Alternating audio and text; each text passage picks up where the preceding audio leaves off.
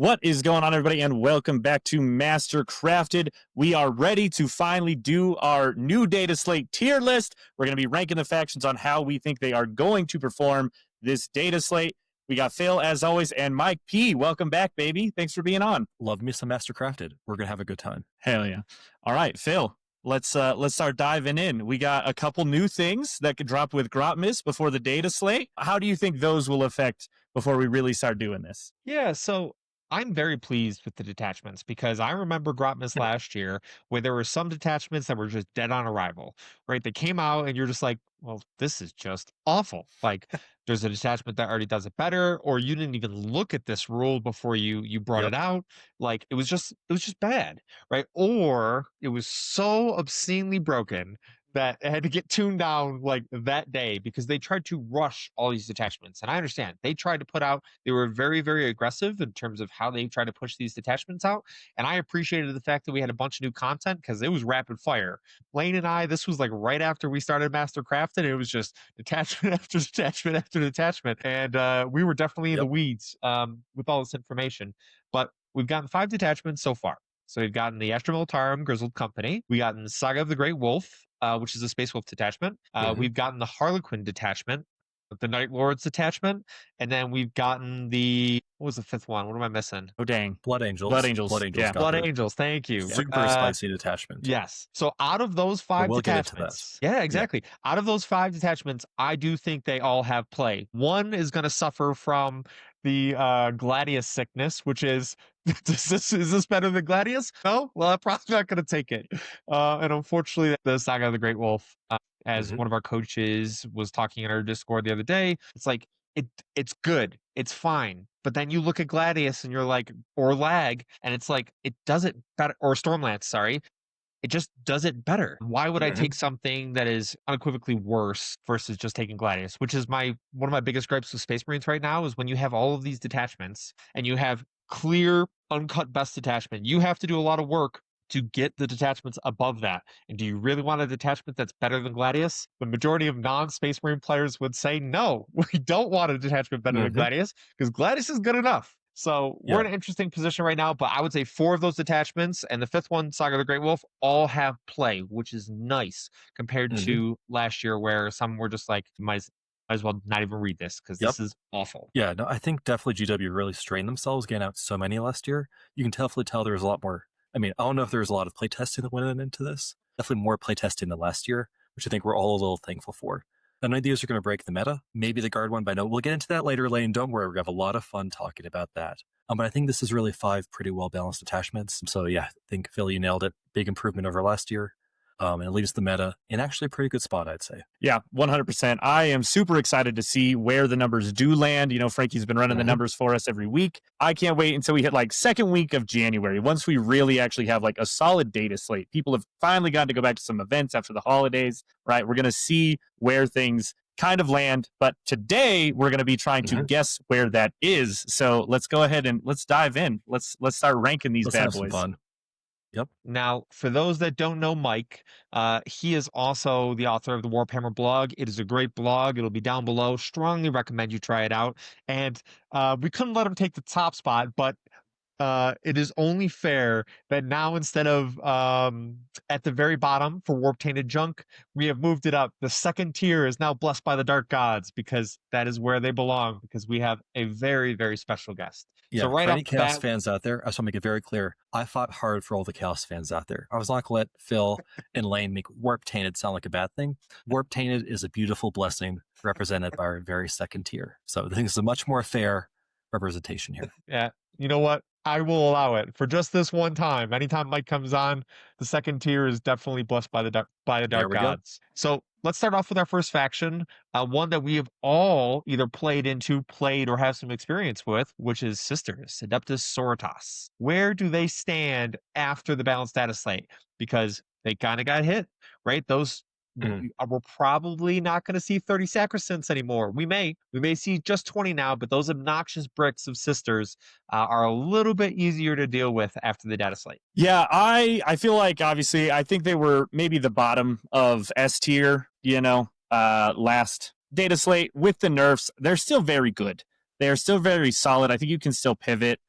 I would say they're probably still blessed by the dark gods. If it was up to me, I do think Fair. they still have enough very good play. The other things that were up there with them also came down, and I don't think there's anything that really, there's things that surpass them that are probably going to hop up into Mastercrafted, but I don't think they're really falling. I think they're still going to be very solid. Yeah.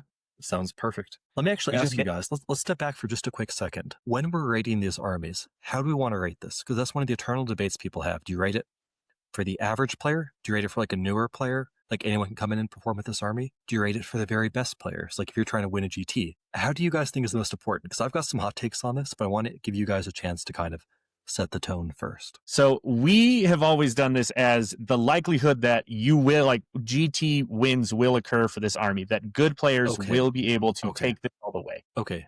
Phil, does that match your understanding? It does, and I think it's really important because we could say this army is good and in the hands of a good player, but we're looking at the top players, and the top players, can this army realistically win a GT, and how many GTs percentage-wise could it win? And we'll see it, because I could say that I could win a GT in some areas with certain armies, but it's definitely not as consistent as others. And if we talk about players, like some players' goals, right? They want to do well at a GT. They want to go 4-2 and 5-1. And part of that is list building, detachments, and all that stuff, and having the tools to execute on it. Okay, but we're definitely aiming for like the top end of the meta, and maybe how the army performs when you play it to the best of its ability, which I think is by far the best way to judge an army. So I'm really glad we're on the same page. Let me go a bit of a hot take, and I hope I don't get flamed for this in the comments. I'm just going to say it. I could not give the tiniest little crap about win rates. Never have, never will. I don't care about win rates at all. Win rates tell you how the army is doing in an average player's hand. If you're not an average player, win rates don't matter to you at all. And the reality is, if you're below average, a little newer, don't even look at win rates. You're going to stress yourself out for no reason. Just focus on learning the game. If you're very new, playing with your buddy, 500-point games at the kitchen table, awesome, have fun. Don't worry about power level. If you're one of the best players in the world, guess what? You also don't care about win rates, because I don't care if the army, struggles for most players. And not even me specifically. I'm saying in general, if you're a very experienced player, if it struggles for most players, because guess what? You can hit that higher level of performance. I think win rates are by far the most overrated thing, the most talked about thing. I'm frankly tired of hearing about them. So I'm really glad we're on the same page. We're going for armies played at their best performance. And if someone in the comments later says, hey, your win rate, your tier rate doesn't match the win rate data I see, I don't care. I'm sorry. I generally don't give the tiniest crap about that. Win rates, almost completely irrelevant in my mind. And again, I really hope no one's going to flame me in the comments for this. That's just how I view the game. I think me and Phil agree. So, flame us all. I love it, guys. We'll flame us. We'll go down together in the comments. Cool. Well, I think it's now really we've set the tone. Go ahead, Phil. Yeah. I think it's really important just to hone in on it. So Lane and I have talked about it throughout our entire year, and we are closing in on a year of Mastercrafted. So, it's incredible to think that we've made it this far. Like Lane has played an army for the past year that's Astra Militarum that has consistently resided below 45% win rate, or between that like 42 to 47. Yep. But I have never seen Lane go worse than 4-2 at a tournament. Like, he consistently goes 4-2 and 5-1. He is at the final table. Lane's a killer. Yeah, for sure. And he's very good with the detachment, and he's very good with combined arms. He knows how to play that army. He knows it back to front, and he has played into exceptional players. Like, his highlight is he went 5-1 at LVO. And he played incredible players there, and he took it with guard. And like, not to say that guard is a bad army. It's not. Because when you have the tools and you know how to use them, you can be successful with them. Yeah. When you go up against the top players in the country, or the top players in your GT or your local area, or whatever the case is, you can win games, but you have to know how to use the tools that are at your disposal. So please, Mike, you're absolutely true. If you see that your army is at the bottom of the win rate and you're like, well, this is trash, I'm never going to play this again, you get disheartened, don't do that to yourself. Because, a good example, we just had him on the channel. I recommend you watching the stream game. Patrick Love, he played into my Aeldari before they were nerfed. I was playing cracked Aeldari, and he was playing dumb Imperial Agents. And you know what? He only lost that game by like 7 points. And honestly, he is an exceptional player, and he plays and he plays Imperial Agents well, and he plays the weird shit well.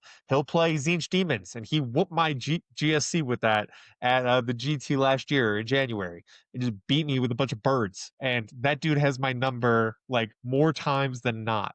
But he knows how to play his army. He knows how to play exceptionally well. So you, as a player, this is our community. You you can learn to play your army better. There is no such thing as, being the best player at a faction. There's always something you can learn. There's always like a way that you can play it better to help you get wins. It's never dice. Don't blame your dice. Yes. Except sometimes it is dice, but not nearly as often as you think. But anyway, I think we've done a really good job setting the tone, what we're going for. If people disagree on the approach, I can respect that too. There's a lot of different ways to view these armies, but I think this is the way that provides the most value for people trying to learn about the meta, people trying to up their game, which I think a lot of our viewers are, which is really cool to see. Okay.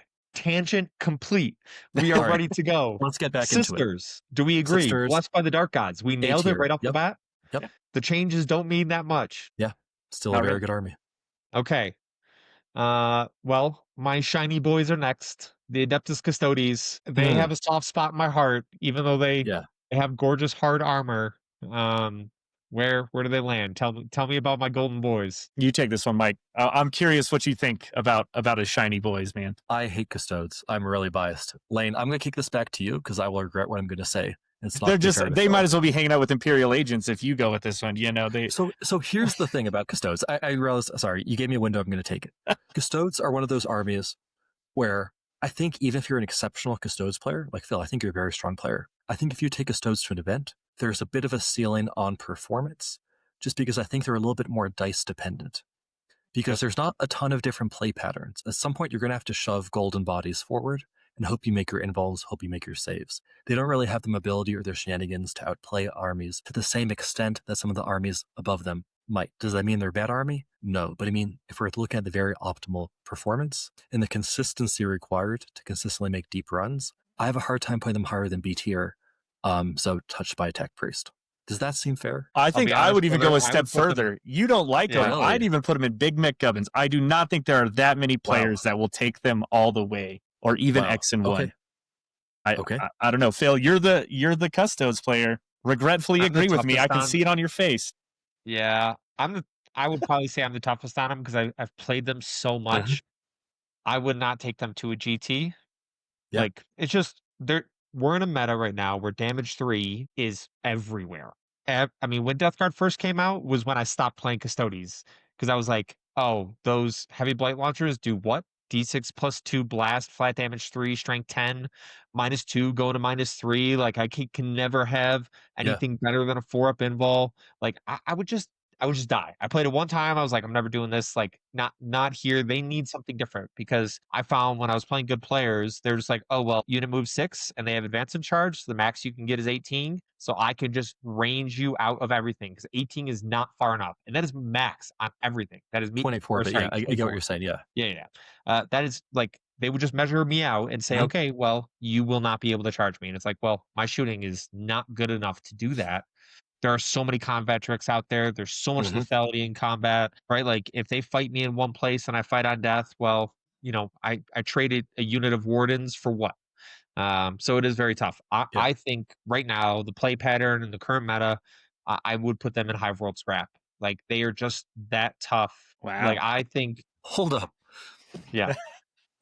Just above Imperial Agents? Yes. There's no way.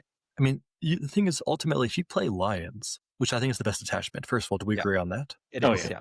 I think it's actually kind of outrageous how hard Guard can hit in that detachment.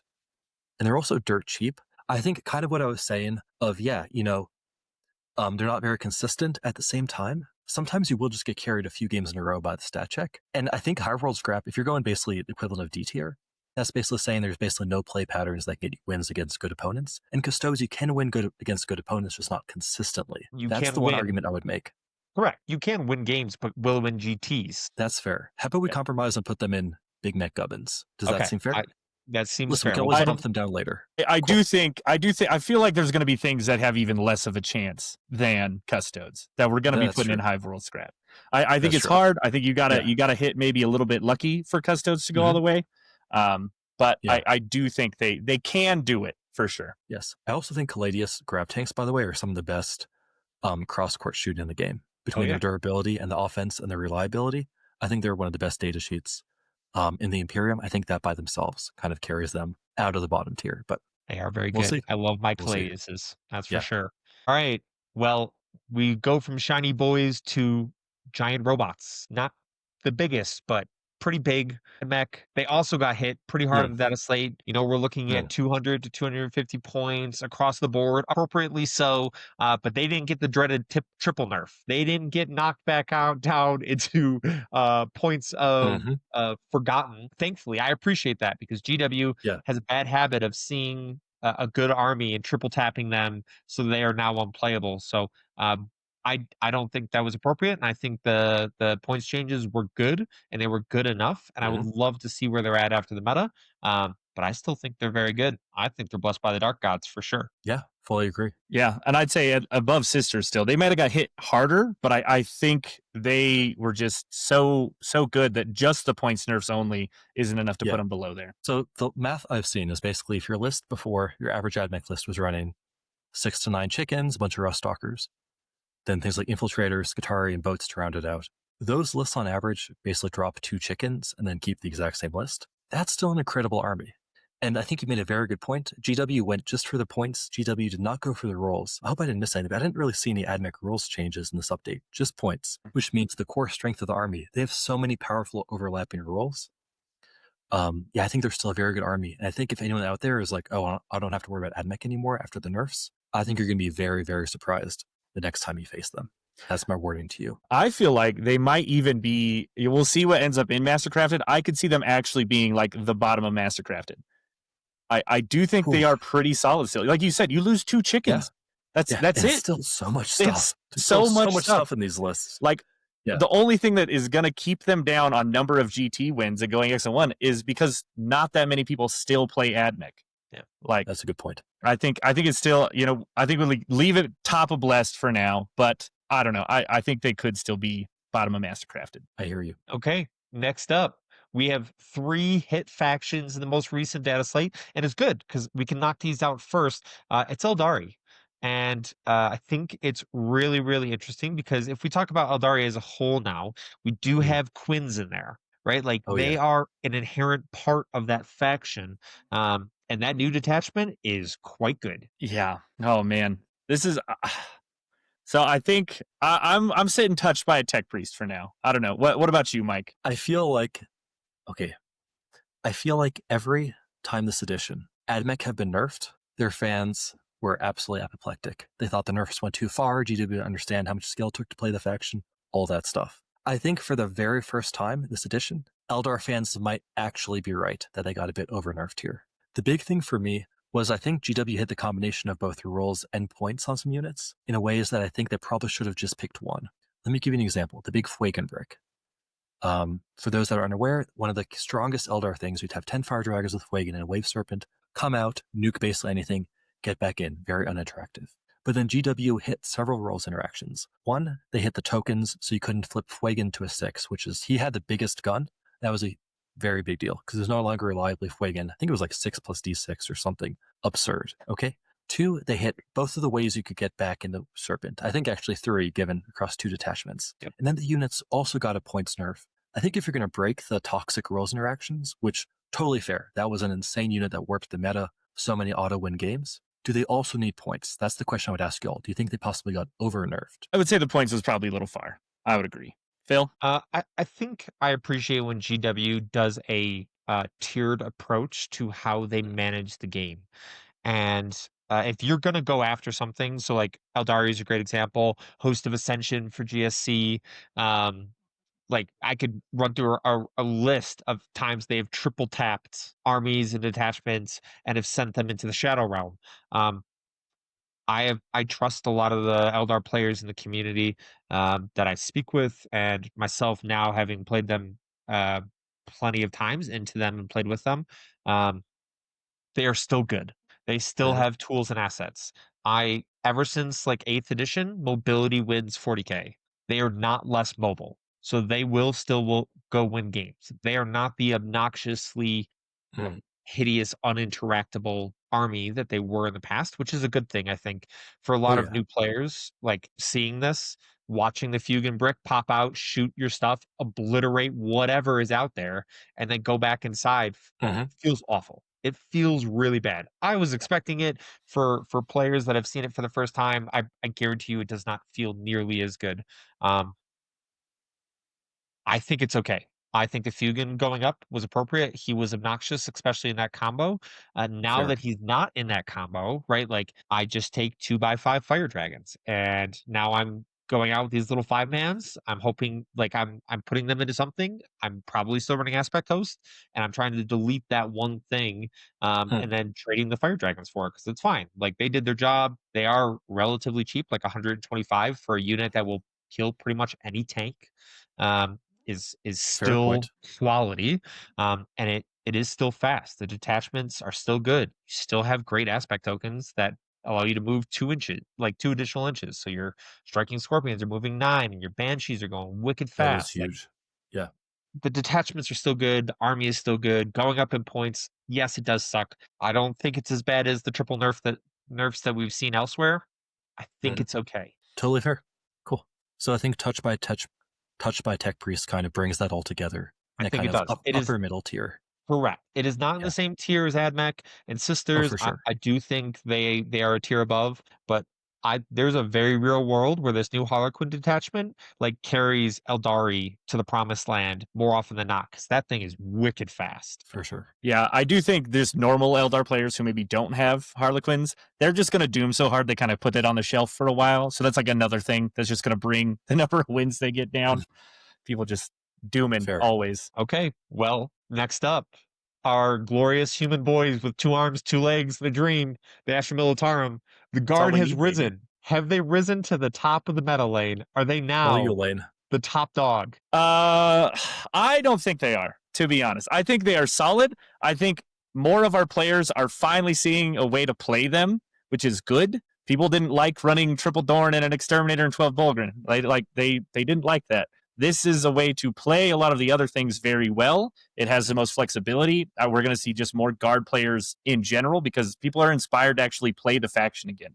Good players, especially. We're going to see Mike Lennon back on guard for the next 3 months. So be ready, or John Lennon. Jesus. John Lennon, I was going to say, Oh yeah. my! I looked at Mike, thought of him. My bad. Anyway, well, I'm getting married in early 2026. I was making sure it wasn't him by accident. I didn't get the paperwork messed up. But cool, yeah. John Lennon back on guard. No, I agree. Yeah. A lot of great guard players are going to get back on that horse. I think we're going to see. I think it's just because of the way the tier list is. I don't think it's broken, but I do think it's going to be mastercrafted just because the amount of very good players playing it with the new detachment. Phil, do you agree? I think it's the best way to say this. This is going to be fun. A new detachment is good. It will get GT wins just because of the fact that it's new. It trades well, has good lethality. Kazarkin are good. Rogaldorns are good, right? You have efficiency in shooting.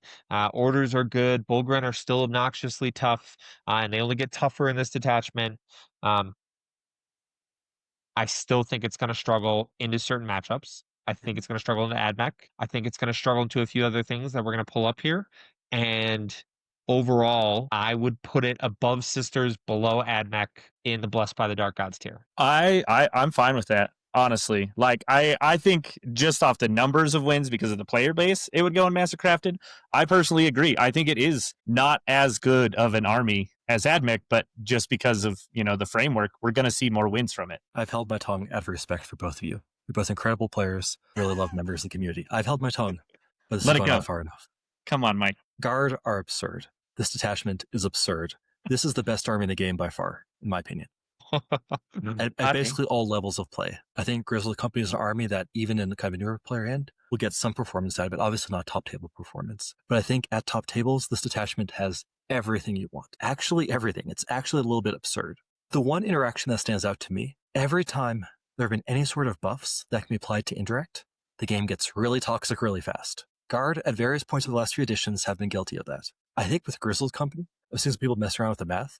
I think the indirect is reaching the point where a lot of squishy infantry armies just do have like are going to be like, have literally zero game in the guard. They're going to have a ton of auto-win matchups. Just a combination of mortars and field order batteries. They're just going to blow up any backfield, going to blow up so many small units. A lot of playstyles like Drukhari. What's Drukhari going to do against the Grizzled Company? Nothing. They just die. Giving rerolls to indirect is always a mistake. Being able to stack AP on indirect, pretty much always a mistake.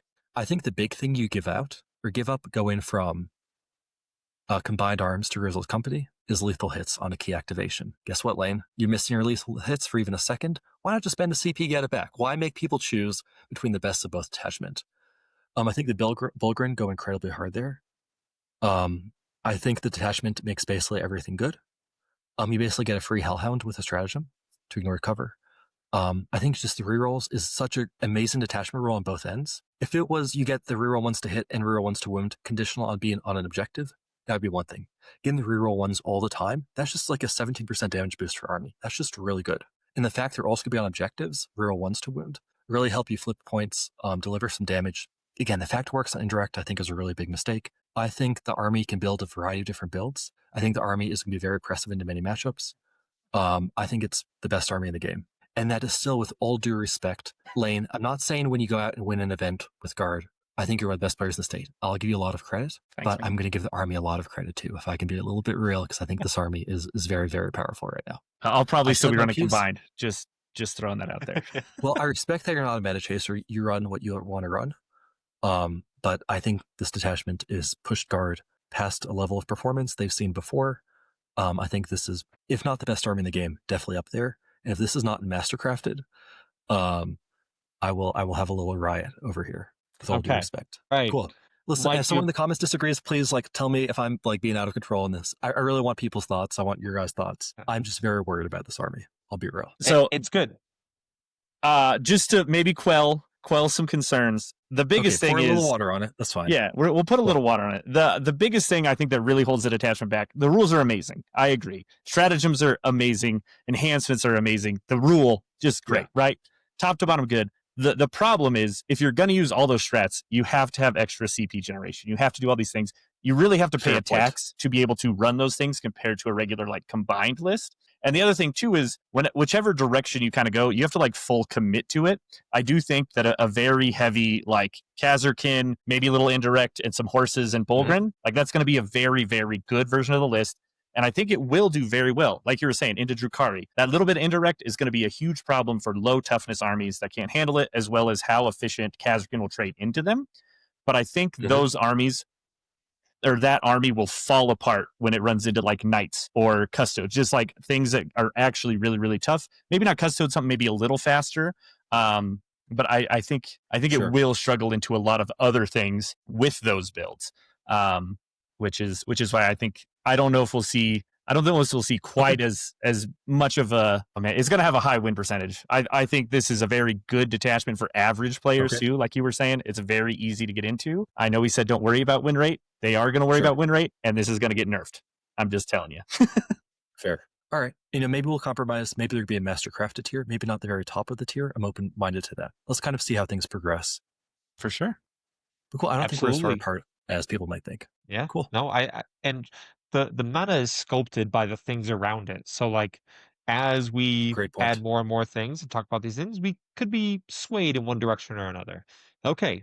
The old boogeymen of the meta, they came out in a flourish, in a crusade, piling their way through the meta. The Black Templars were the boogeymen. People saw 3 sword bros, 2 rep X's, and were shitting bricks, because all they could think is, how do I deal with a unit that gets free oath all the time? The Castellans get free oath with sustained 5s and lethals, and they get rerolls, and they're just dumpstering everyone. They did get hit in the Dataslate, appropriately so. They didn't get the triple nerf. They didn't lose the rep X ability, which I thought for sure was going. I'll be the first to tell you, I thought that rep X ability was going to be gone or neutered significantly. But it's not. It's still there. All they got was hit on the points, and the Space Marines as a whole are still very, very viable. And you still have Gladius. So for all the doomers out there, I think, and I'm in one of the Black Templar discords, all I hear is regret and pain and anger about the Black Templars, and I'm like, I don't know. I don't see it. I still see great tools with great units. I still see a detachment that is, I would say, probably the best in the game in terms of its capabilities. Gladius. And I don't understand the anger behind it. Yeah. So just to clarify, it's my understanding the list's best Black Templar list only went down about 30 or so points. Is that correct? Correct. Yeah. Which is really, that's the point where you can kind of internally reshuffle. That's not a power balance shift. I think Phil, you nailed it. The rules were left untouched, and the rules were a lot of the strength was. A little bit of points nerf, you can eat 30 points. Now, if it was AdMech, for example, they got 200, 150 points off or so, that'd be one conversation. Black Templar fans, I know the army has been through some ups and downs. I think the army is in a good spot. Keep playing it. Keep having fun with it. keep having success with it. Yeah, I think it's got to go right there next to Eldar in Touched by a Tech Priest. Like, we're not going to see a ton of wins with it, but it's still going to perform very well, and it's going to get some. Yeah. We agree. I'm sold. Sweet. Okay. On to the next. We have the Sons. The Sons of the Red Thirst. They are angry. Sir. They are ready to charge. They have a brand new detachment that I've seen in action and played with multiple times. The Blood Angels. Now, hot take. I'll just say right off the bat.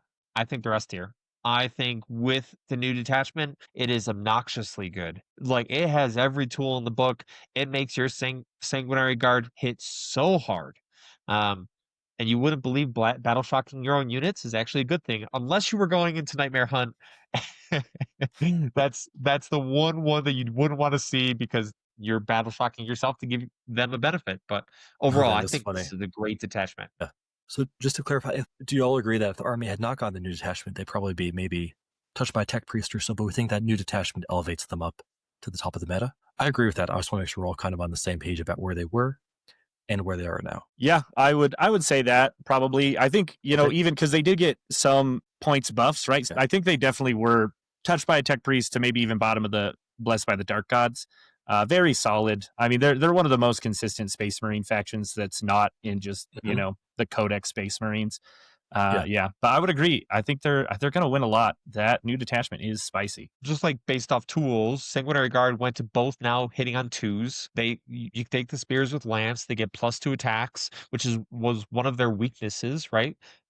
You get additional AP, additional strength if you battle shock yourself with which is incredible. So you pay 1 CP. You battle shock yourself. You get +1 strength, +1 AP, and +2 attacks. Name me a strat that does better than that for a unit. That is insane. Wild. Yeah. Oof. Yeah, that's gross. I think it's good. Cool. Mastercrafted it is. Yeah. Okay. We have our resident expert. He is the end all be all of CSM. Him and Trey are our Colorado experts. CSM. I hear the doom. I hear the gloom. Everyone talks about how awful this faction is. Where are they, Mike, when you compare them to the rest of the meta? CSM players, come sit with me for a bit. Let's have a drink together and talk. Why is our win rate so low? I don't get what's happening. I know y'all are a great bunch of people. Anyone that plays CSM has excellent taste, is a wonderful person. I've found that consistently true. I don't get what we're doing on the tabletop to have like this sub 45% win rate with CSM.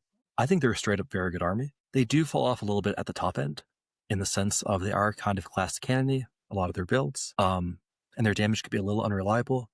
They have some flaws. I mean, it really varies on detachment because some detachments or damage is very reliable. They've got some flaws. Some units are a little pricey, but I think this is a very solid army. And I'd say CSM kind of set the line for where I think an army's power level should be. If an army is below CSM, they probably need a little love. If they're above CSM, they're probably a very competitive army. I think CSM, they've got a very wide toolkit, and they have so many varied detachments. You can adapt to the meta in different ways. CSM players, hopefully have a better kind of, next 3 to 6 months than the last ones. I know the win rates were a little low.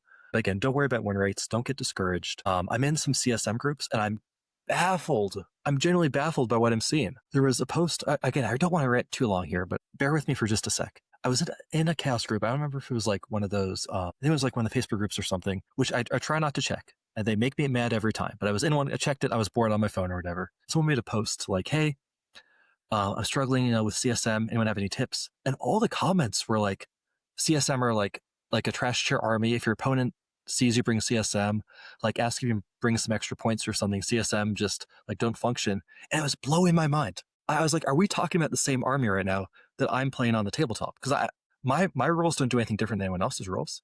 I feel like we have such a different perception. CSM, good army. CSM fans, let's try to turn around in the next update. I think touched by Tech Priest. Good army, very varied army. I think they're in for a pretty good time in the meta. Okay, I'm sorry, y'all. I'm going to try not to rant so much, but I've got so much love or annoyance in some of these factions. I've just got to get out there. Do you all agree with CSM and kind of touched by Tech Priest? I mean, I got faith in you and Trey alone to get at least a couple wins. Come on. Appreciate you.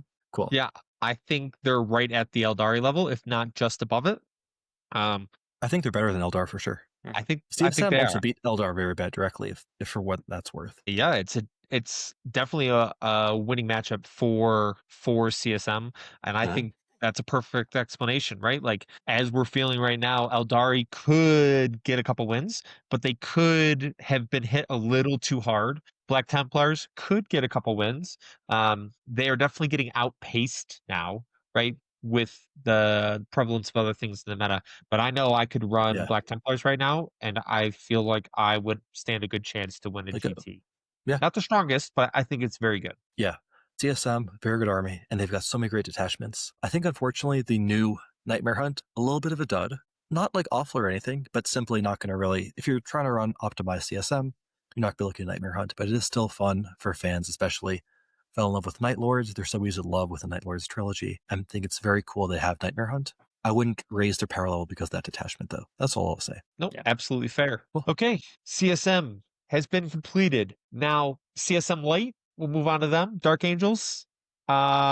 We have the Lion. We have a whole bunch of incredible Terminators, what could be considered some of the best Terminators in the game, based on their durability, based on the characters you can attach, right? The Lion is still fantastic for what he provides to the army. A fights first absolute monster with a 3F invul, one of the only in the game. And he's just obnoxious. So overall, the detachment has tools. It has access to Gladius, but for me, I think it falls a little short if we talk about winning GTs. Lane, what do you think? I think they accidentally got indirectly buffed, honestly, with the new data slate, because some of the things they didn't want to see, like Eldar, went down. There's a lot of stuff. There's way more combat, I feel like, and things like a guard who are now at the top. If you're playing Wrath of the Rock as a guard player, it's a very common procedure to just be like, all right, I'm just going to go deny you with some guardsmen. I can't do that if you're playing Wrath of the Rock, because you'll 6-inch charge me and you'll still just hold the primary, right? Like, I do think it actually has some very good Great tech. Point. We actually saw a little bit of it last night when Jason and Andre were playing. I do agree it's not going to be top of the meta, but I think with Blood Angels going up, right? Any chance you get to heroic the Lion and fights first and just wipe out a ton of 2 wound bodies that you're going to have, it's not bad. Yeah. Probably still bottom of touch by a tech priest, but really, because if I'm looking at armies, if we're going from top end, are you likely to compete at the top tables with this? Spoiler alert, I think Ultramarines are going to be up there. I don't think that's a hot take. I don't think I'm spoiling too much. I think we're Ultramarines maybe near the top of the game, and I think that Dark Angels have an excellent matchup into them. Deathwing Knights really bully. Victrix Guard, flat 4 on the Lion. Oof. Oh baby, I know Victrix Guard don't want that. I think they kind of win that midfield brawl that Ultramarines want to get into in their current lists. So I think having a very good matchup into a top army, I think kind of elevates them a little higher in my mind in terms of what we're likely to face in the top tables. I think for that reason, maybe upper touched by a tech priest, bottom blessed by the dark gods. Y'all could convince me either way, but I just think that one little matchup interaction really elevates them in my mind. Does that seem fair? One matchup shifting someone up? I mean, how do you think they do in the CSM? Probably favored. I think CSM definitely have a Deathwing Knight issue. Yeah, I mean it's -1 to wound, right? It's very durable. -1 damage is really huge into things like Possessed, for example. Where we're at now with our tier list, I think they struggle into the 2 armies in Blessed by the Dark Gods more than anything else on that screen. This is actually kind of funny. Yeah, actually kind of like their matchup into Blood Angels too, with a fight first line and -1 damage. But they have a really weird matchup spread. I'll say that.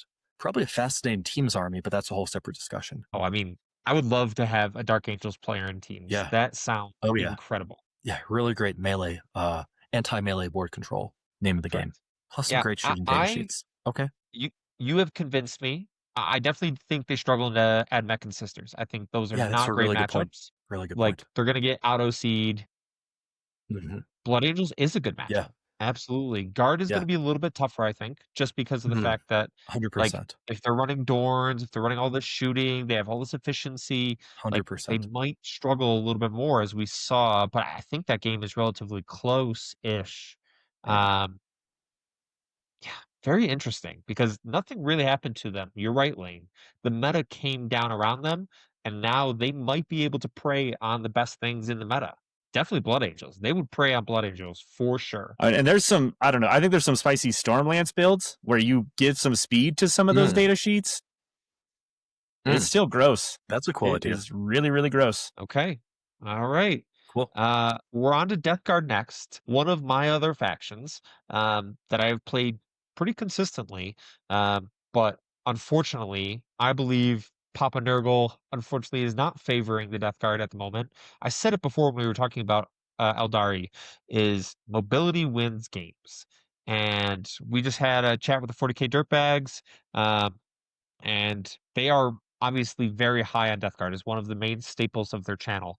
And one of the things that we talk about all the time is people have kind of figured out Death Shroud Terminators. When they initially came out, it was like, oh my god, they could 6-inch deep strike and charge. But the meta has coalesced to that, and now they know to screen. They know to put things out. They are not going to let you to 6-inch deep strike into anything valuable. And once Death Shroud are on the table, they are obnoxiously slow. They will not get involved That is true. anywhere, and they definitely struggle. Now, are they durable? Yeah, absolutely. Do they have good indirect? Yes. The PVC list in teams is kind of obnoxious. Still, but if I look at these top things in the meta, right, they are going to get punished by it. And I just think they are at the bottom. For me, they are above Big Mech Gubbins. They are very good, but I don't think they stand nearly as good of a chance to win GTs consistently. Yeah, I think top of Big Mech Gubbins, honestly. I think they're better than Custodes, but... Really? Okay. That's interesting. I totally see what you're saying. I think Death Guard, they still hit very hard, and I think they have pretty good matchups actually into the top. I think they're good into Blood Angels. I think they're very solid into Ultramarines, at least as solid as someone can be. I think there's almost a little bit of sometimes like a perception backlash, where an army is very, very good and then gets nerfed, people kind of forget about it. I think Death Guard are a little bit in that zone, where a lot of people are going to kind of underestimate them these days, and they're going to get very, very punished. Death Guard can still do obscene damage up close. I think, for example, in the main detachment you're going to see now is Virulent Victorum. Being able to put -1 damage on a big brick of Blight Lords, for example, incredibly powerful and backbreaking in certain matchups. I think they just have too many good matchups to kind of put them that low as Big Mech Gubbins. I think kind of what Phil was alluding to, Touched by Tech Priest, that feels really fair. I don't know. So if I'm kind of tie break between you guys, one of you had one tier, one of you had the other tier, I might just offer a tiebreaker, maybe push them up to Touched by Tech Priest. I feel like they're still going to struggle enough into Guard, AdMech, and Sisters, things that have a lot of cheap units that are just going to take up so much space that they're not going to get up the board fast enough to really have a great time. I do agree that they'll be good into any of the other Marine equivalent armies.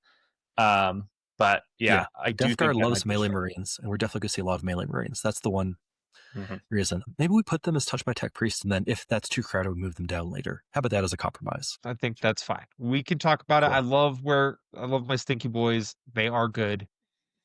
Cool. And Phil has a beautifully painted Death Guard, by the way. If anyone hasn't seen them, got to play them. I appreciate last year. that. It was a good time. Yeah, it's just the mobility. That's the thing I fall back on the majority of the time is if you don't have the mobility, you have to be able to make it up somewhere, either in lethality and durability or some kind of combat trick. I have run Champions of Contagion pretty consistently because I really enjoyed that detachment.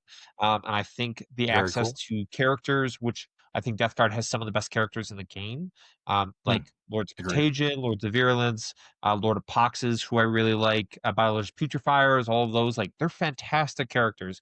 And that detachment really, accentuates those characters. But when you don't have the mobility, you have to be able to make up for it somewhere. And T6 Plague Marines, don't get me wrong, incredibly tough. You say that for the first time and people are going into it and you realize the majority of anti-infantry weapons are winning you on 5s. It's yeah, that feels pretty good. My Plague Marines are going to be alive. They're going to be in cover. They have 2 wounds a pop. They have 3-up save, right? They can be durable, but you're relying on a few certain things. You're relying on rhinos. You have to. You're relying on 5-man Plague Marines that are going to trade, and you're relying on your opponent making a mistake, and you're being very reactive with those things. So Death Guard, it absorbs. Characteristically, it makes sense, but they absorb those things, and they have to be able to react to those things. And I think there's some armies that can just pick them up, unfortunately, especially with the amount of shooting out there. Black Templars. Totally makes sense. Yeah, Black Templars Rep-X's will just delete squads of Plague Marines because they'll Storm a Fire, they'll reroll, they'll just pick them up. And then same with AdMech, right? Those chickens are just devastating. Yeah. So totally it can be tough. It can be tough. But I think that just shows how tight the meta is. When we talk about an army that didn't really get hit super hard, they've gotten incrementally kind of like nudged down. That we're splitting hairs on their effectiveness. Okay. Great point. Yeah. The other pointy-eared boys, the Drukhari, are up next. We are very fortunate in this area. We have two incredible Drukhari players that just happen to be number 2 and number 3 in the world, which is Cody Giroux and Nick Rosasco. So Those we are great very guys, fortunate to get blasted by them consistently with their Drukhari. And they are a perfect example of a low win rate army that they pilot effectively, and they have piloted it effectively for as long as I've known them. So they have gotten some help. They have gotten a new book. They have gotten new detachments. They got a little bit, I would say, inconsequential point changes. Where do Drukhari sit now after this? They got buffed, I think, again. Everything else came down around them. Like, they just got better and didn't really get touched. I think they are blessed by the Dark Gods. Probably still below Admech, but could be above Dark Angels. Like, I think that's a very solid spot for them. I think they're going to be very good. Have you all looked at the Hellions datasheet? I don't know how that got published. It is absolutely absurd. Like, I look at the datasheet, has like, you look down and the melee weapons look pretty good. It's sustained in lance, I believe. Great datasheet, incredibly fast movement, I think 14 base. Then you read the abilities on the datasheet. The power from pain buff, or the pain token buff, incredible. Their active move, incredible. And they're dirt cheap for what you get, too. Or their active move, yeah. It's just, you get so much data sheet for the points. I think that data sheet is absolutely incredible. And I'm looking for an army to be in the top tier. I often want to ask myself, okay, what is busted about this army? I think the Hellions are up there. I think the Spectacle of Spite stratagem to charge in your opponent's turn. How the hell did that get published? I don't know if anyone ever played a game against it before that got published. My thinking originally when I saw that, I heard people talk about it was, I'll just bring demons. I'll just deep strike close instead of walk up close. No, the stratagem still works when you're set up. It's so powerful. And in a good player's hands, oh my gosh, there's so many ways that stratagem can affect the game in terms of turning off charges, being able to fight before them, just flip OC. They have a busted stratagem, a busted data sheet. Now, let me ask you, Lane especially, I think they might have a bad card matchup because even just a few mortars and a few field ordnance batteries can really devastate them before they really get the chance to interact. Do you think that's kind of overstated, or do you think the indirect is actually a huge issue for them? What do you think? Indirect is definitely going to be good into Drukhari. It will never not be good into Drukhari. But I think the other things too is like with horses now being very reliable. We have very good, options for things that will just countercharge. Sure, you tagged up my Khazarkin, but when you take, 5 frag lances to the face, it's not going to matter. You're still dead. Bulgrin is the same, right? Like in lists that now can take those both. Like, I don't even think that indirect is going to be the huge problem. It's, do you want to just give me a free charge? Really good point. Cool. Yeah. I do think it's still very good, though. Like, I think it's one of those things where very good Drukhari pilots like Cody and Nick are still going to style on a lot of guard players with no issue at all because they're just very good with it. Totally fair. Totally fair. I think this is Mastercrafted. I think this is at the bottom side of Mastercrafted. Wow, okay. I am biased because I've seen it in the hands of incredible players, but I think good players who are already running Drukhari are going to pilot this to event wins. And I think it's going to be consistent because of 2 reasons. One, they have incredibly dirt cheap data sheets. It is obnoxious the amount of units they can put on the board. It is insane the amount of 5-mans and 10-mans, and Lilith with 10 witches. There is very few things that she doesn't just absolutely dice up. You're right. There are some bad matchups, right? Because if I look at my GSC, right, I have Acolytes with pistol flamers. I have great vehicles that you're not going to be able to chew through, that have flamers, that can fight you in combat, that can do all the things. But we're talking about very, very rare instances. If we look at what's going to be in the meta right now, like Admech, like Sisters, like Blood Angels, any of those combat armies, they dice them up. It's bad. It's real bad. Great point. Yeah. I do think by the dark or Mastercrafted it is then. Y'all have convinced me. Yeah, I think it's going to be a skill that players, especially at the top end, are going to have to really learn how to play against the 9-inch charge you in your movement phase bullshit and stuff. But like really for like melee armies especially, being able to, go in, let them charge you, but hit them with something, but try to really pile into something else, right? Like do just enough damage into what they, heroic with, we'll call it, to where they kill most of the Drukhari unit without all of it, so that whatever they charge still gets to activate and still gets some value. Sure, they're going to take a couple extra wounds, but as long as you can kind of leapfrog off of whatever charge and hopefully tag something else, like that skill is going to be invaluable into countering that terrible Drukhari bullshit until it gets nerfed. Cool.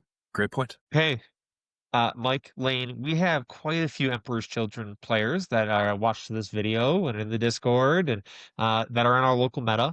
Emperor's Children unfortunately got hit again. They cannot stop taking a pounding, even though they like it. Winged Demon Princes went up again in points because it is all you see in Coterie. It is very disappointing. Oh, Emperor's Children got a new detachment. They did. Oh, that's right. Yeah. That was the other one. Court of the Phoenician. Yeah. That is the 6-1. So they got a new detachment, but I would say we forgot about it because it is so inconsequential because it's not as good as Coterie. Because Coterie is very good. But Emperor's Children, Winged Demon Princes went up. They got hit, which is one of the key components of a competitive army right now.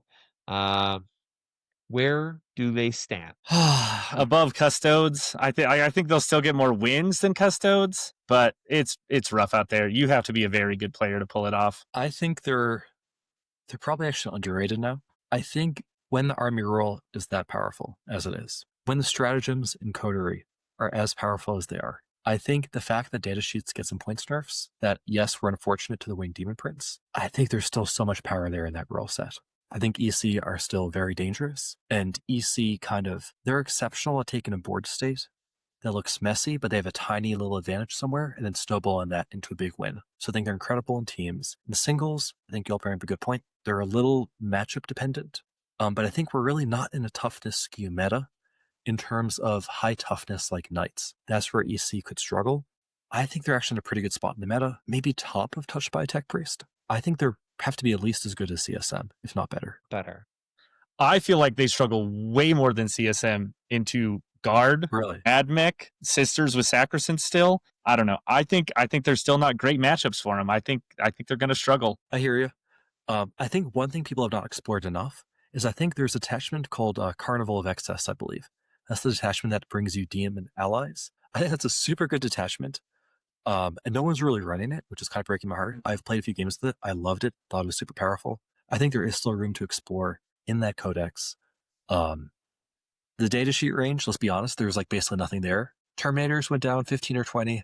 I could not care at all. I'm sorry. For any Terminator lovers out there, I apologize to you personally. I don't care at all. It's still a very disappointing datasheet. But I think the army, again, when the rolls are that good, the points cost matter a little bit less for me. That's all. No. Yeah, I think that's fair. I mean, they have good units. Like Noise Marines are Great good, units. Infractors are Awesome. good. Lord Exordants, they're good units. Yeah. I do think they hunt a few things in the meta. I do think they hunt Astra Militarum.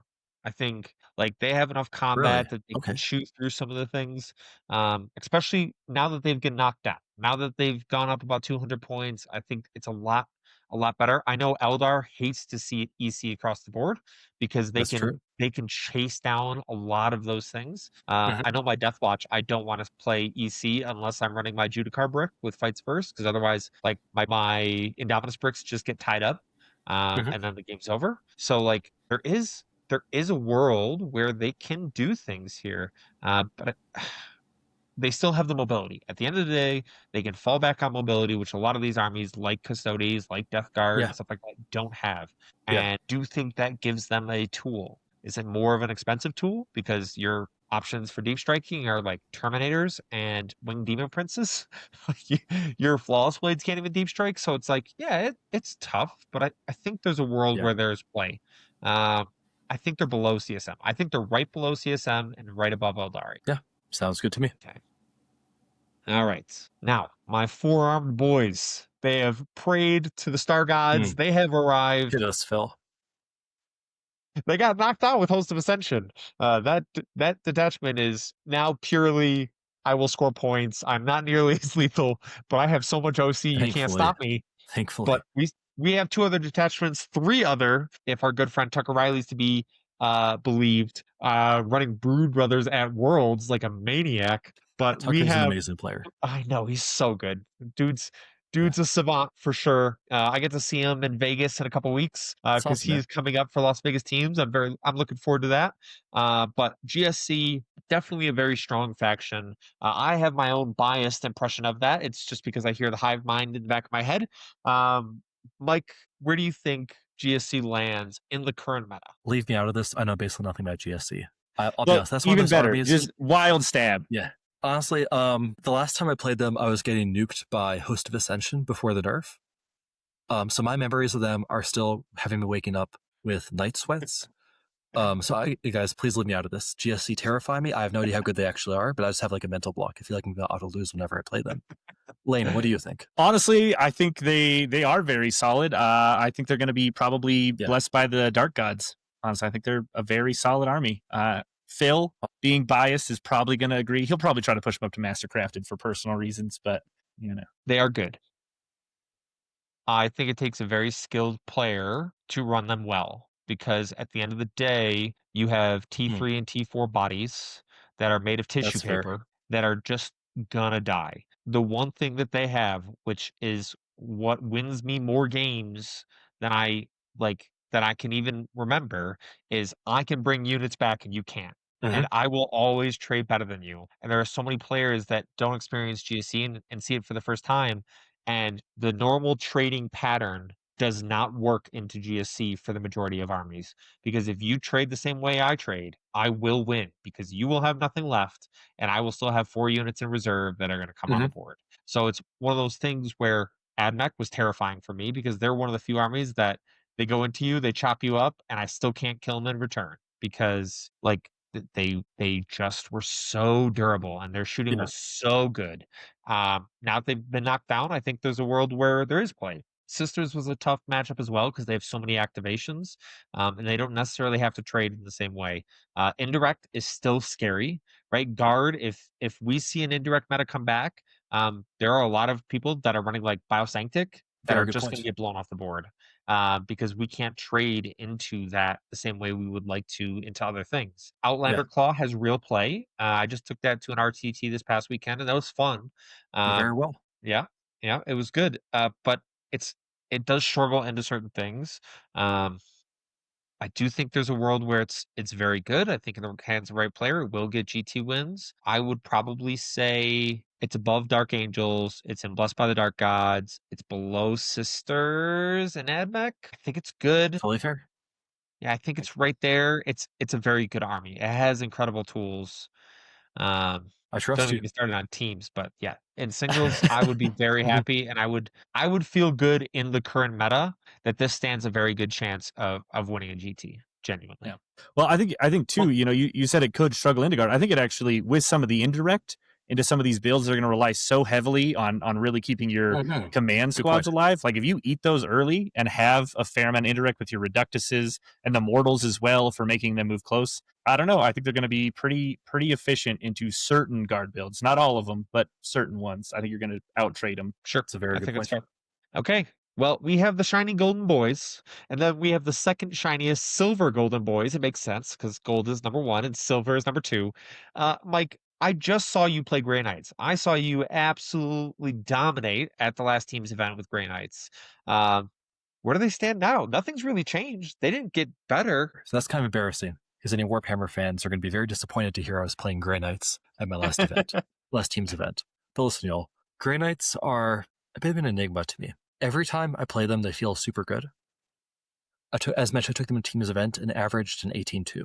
Part of that was, the reason they're an enigma for me is because I think a lot of the detachments in the army are just pretty awful. And I think that baits a lot of players into running suboptimal stuff. Or maybe they're not baited, they just don't want to run Warpbane. Grey Knights and Warpbane are an incredibly powerful army. I think one of easily the 5 to 10 best in the game. The army does so much damage, it's so hard to avoid, it can play unattractively, or it can stat check you. It basically can adapt to any opponent. It can dominate things like Knights, it can dominate things like Elves. I brought the army at the same team's tournament. I got a 20-0 versus Knights, I got a 19-1 versus Elves with the exact same army. Grey Knights are the only army in the game that can really play both sides of the toughness skew. The only downside for me, actually, ironically, is they have some very bad matchups. that I think stop them from being dominant in singles like I think they can be in teams. So teams, I think Grey Knights are super good. I think the other downside for Grey Knights is the meta shifted around them. I think you'll have done a very good job of kind of providing context for armies. Well, Grey Knights are an army we need to provide context for. They were really good into Eldar, like actively favored into the most toxic Eldar builds. Those are not part of the meta anymore. So Grey Knights being super good into that doesn't matter anymore. I used to bring Grey Knights in teams specifically to hunt the unattractive Eldar. I will find you, I will interact with you, whether you want to interact with me. That doesn't matter anymore. They were actively good into AdMech. AdMech are no longer the top dog you feel like you have to contend with to win an event. So the fact that the armies Grey Knights had their very best matchups into relative to the rest of the meta are less important knocks them down a tier for me. I want to put them in bottom of Blessed by the Dark Gods, but I know that's a little bit of bias speaking because it's a personal playstyle fit. I think maybe Touched by Tech Priest somewhere. I'll let you all decide where they go from there. Does that seem fair? They better than CSM. As in, can they win a GT more consistently than CSM can win a GT? We got to make you say it specifically, being with Yeah. Warphammer. You know, we got to make you Correct. say, are they better than CSM? Nice try. I'm not falling for that bait. Great answer working CSM. They lack spirit, they lack soul, they lack the blessing of the dark gods.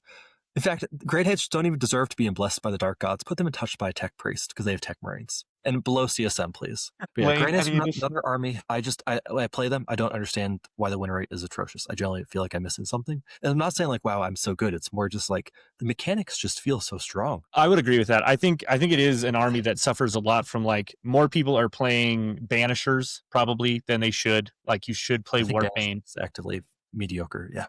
Yeah, I think it is. It could still use love. I think it definitely could use some, points reductions on some of those bigger bricks of termy bodies, and that would help.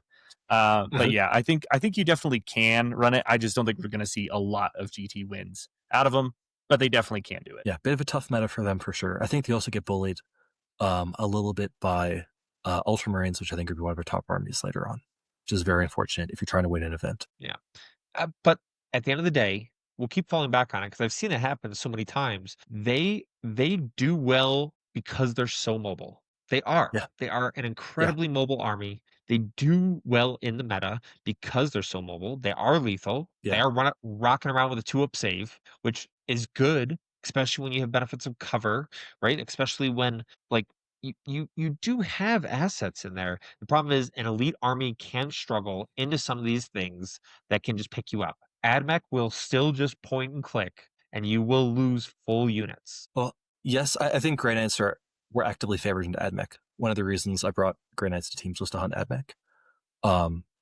Because I think you kill them even faster than they kill you is kind of the long and the short of it. Purifiers are just nuclear bombs to AdMech. Like 2 units of Purifiers kind of tables an AdMech army. In Warpbane, at least. I think it's on WTC. I just think it's close. I think it's not as favorable. It's better now. Much better now. I think they're better on WTC because they're a short range, kind of all. Yeah, Grey Knights are better on WTC. Oh, that's what you're saying. Yeah. Yeah. It's interesting.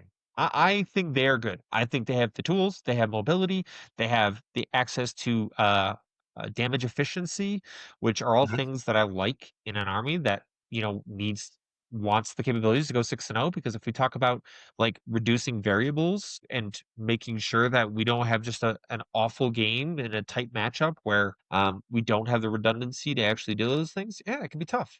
Absolutely. Yeah. I will also say every Warpbane game, there's a point you're like, I've got a 6-inch charge, I can have a CP to reroll, but if I fail the 6-inch reroll in charge, things get really dicey. And at some point in a 5 or 6 round event, you might have a game where you fail that 6-inch rerolling with a key, Purifier bomb, and things get a little ugly from there. But yeah, I think in terms of consistency, I think that was a good point. Yeah. Okay. Cool. Well, we'll move on to our next, which is Imperial Agents.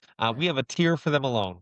And this isn't to say that they are the bottom tier, but unfortunately, they have gotten so little love and so little support that they struggle. Now, if you want to see a good Imperial Agents player, I strongly recommend you watch the game between me and Patrick Love, because one of the things that Imperial Agents does well is they just score incredibly well. They have good OC. They can +1 OC on objectives. They can do all of the things. They have access to obnoxiously tough units, being the cops, because they have a 4 pinfall. But at the end of the day, they are not that lethal. They can't actually pick up a lot of the things in this meta, and some things they will just die to. It feels awful. I feel for you Imperial Agents players. If I were to fix you, I would take Imperial Agents, Imperial Knights, I would combine them into one faction, and I'd say, here, I don't want to see 6 big knights on the board. I hate it. You know, I Yeah. I love the players that play Imperial Knights. I hate the faction Mhm. as a whole because it doesn't match the rest of 40k. They're not playing the same game as the rest of us. And I would much rather see an army that is focused around a balanced approach, which is a lot of different units versus T9 and up bodies that I Yeah. have to plan for, right? That just warps the meta around it. Whether it's good or it's bad, you better have an answer for knights one way or another. Yeah. I'm just gonna be real, guys, and I'm very sorry for any Imperial Agents players listening. I still don't fully understand why this was made a codex. I'm still a little bit lost.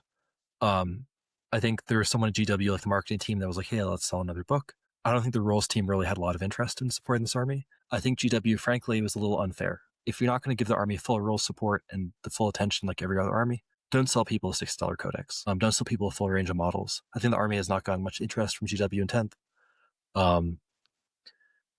Yeah, as any Imperial Agents players, you have my respect for continuing to grind with the army. It's probably weirdly good in some matchups, probably pretty good at 9 points, but yeah, that's enough. We've said enough about them already. Okay.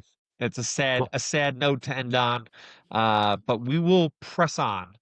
Um, we'll go Onwards and Imperial Knights upwards. next. Yeah, Imperial Knights. Now, obviously, we have 2 versions of it. You have Imperial Knights and you have Chaos Knights. Each one is drastically different in terms of how it's performing currently in the meta.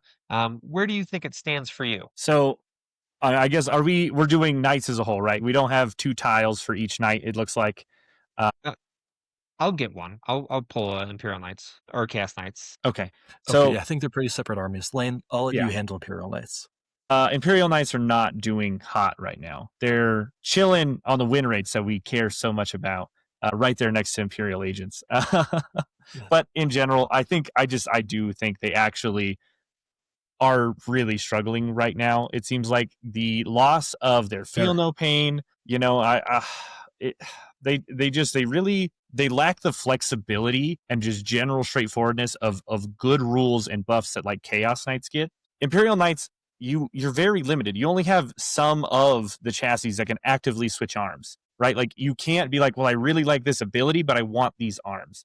Whereas like with a Knight Good point. Despoiler, you can pick whatever arms you want and still, you know, just be good, right? And they also just, I mean, you don't have access to lethal or sustained on demand in Imperial Knights. Like, who would have thought that that's a major downgrade between the 2 factions? And the other problem I have is it's not only the big knights are inflexible, they're little knights, the armigers. How many versions of war dogs do we have? Why is there not more versions of armigers?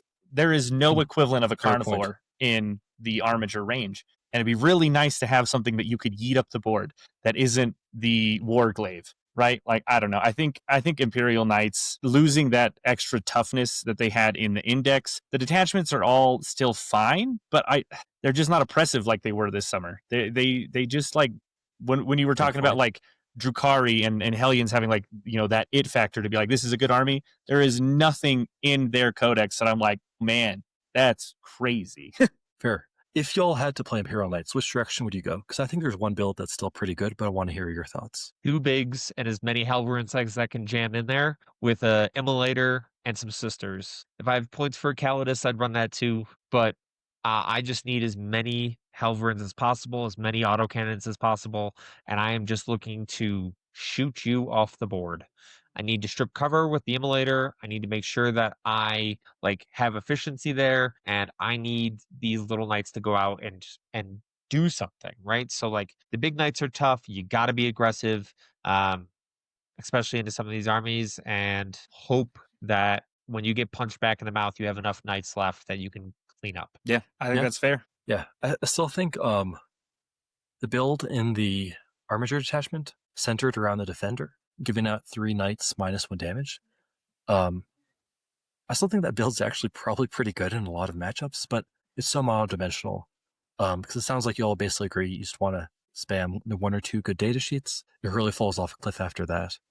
I think also with Knights and Cast Knights both have been very good for most of 2025. I think you're really not having any surprise factor if you bring Knights. Everyone has at least some sort of game plan to face them, which I think probably hurts them.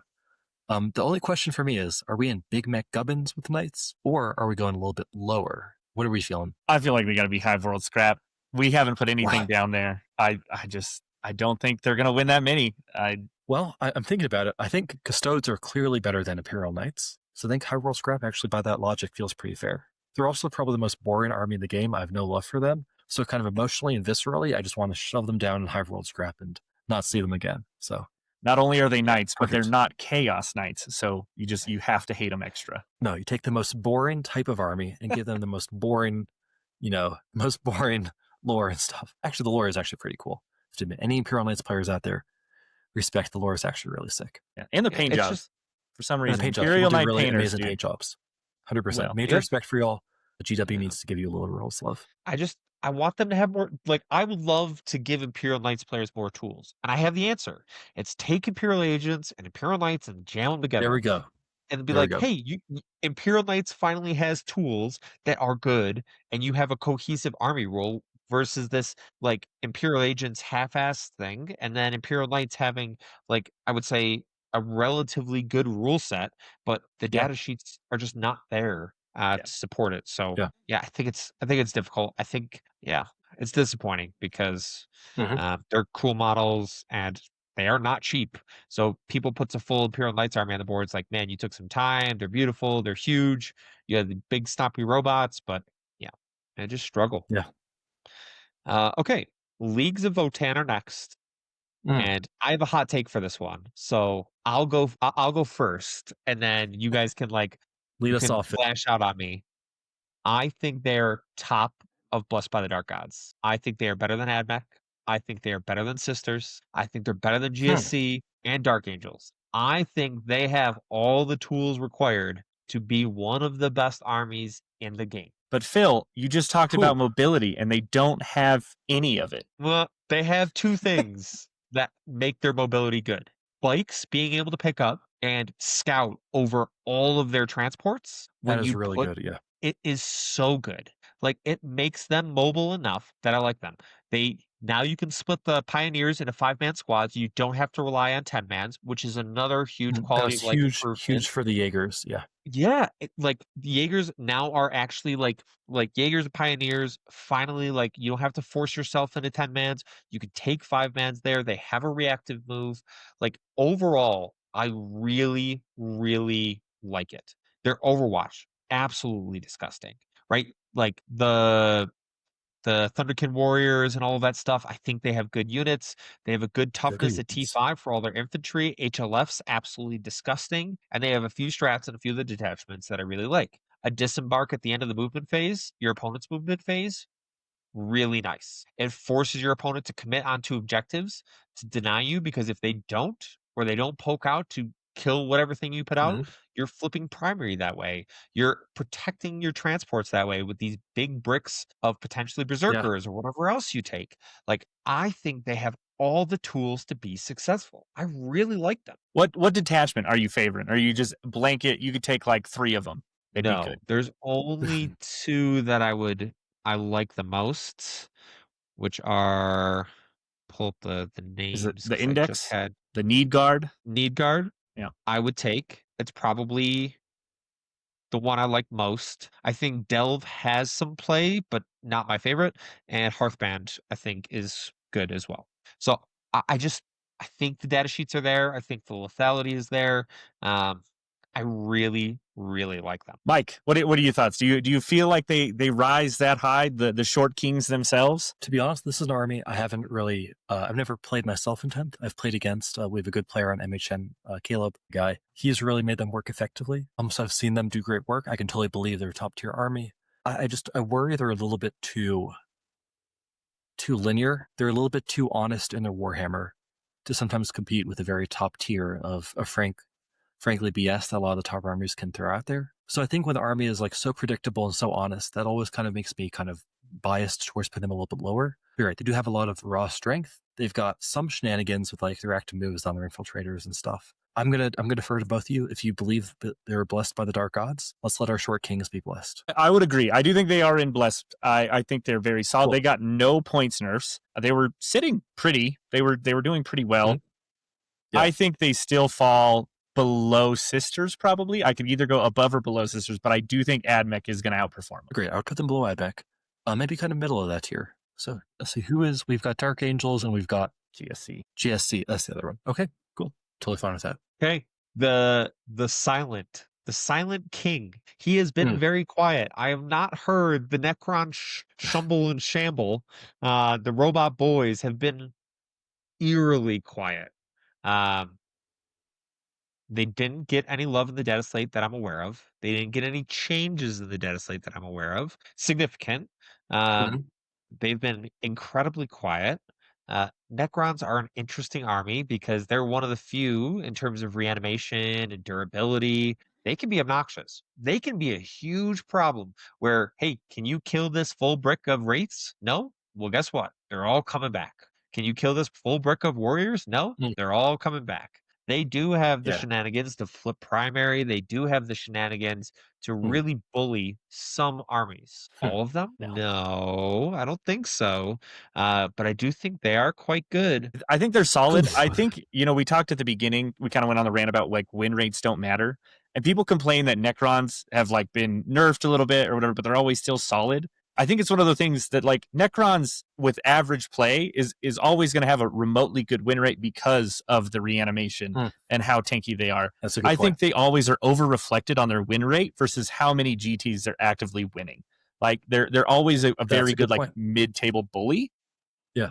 I don't know. I feel like they're probably touched by a tech priest. Probably they're definitely above Death Guard, but what else they sit above, like that's where I would put them. I don't think they are bullying the meta. Anybody who is good has played against Necrons. They're a common army, right? A lot of people at final tables have played against them. They know what they need to do. They know that if they at least just focus down those big bricks, they'll be fine, right? I think it's a high win rate army that doesn't pick up a lot of GT wins because of that. I think that's a very important distinction. Yeah. The last time I faced them, it was with CSM, and CSM damage definitely gets over that hump where they can kill warriors for sure. I still think DDAs, by the way, still a great data sheet. I think the King, still a great data sheet. Star Shatter, still an excellent collection of rules. Having to face Catan or warriors that can react to move after you don't one-shot them in the shooting phase is obnoxious. Yeah, I think they've definitely got too much good stuff to put them down at the bottom, down anywhere too low. I don't know. They just have bad matchups, some really bad matchups. If you can just one-shot their units.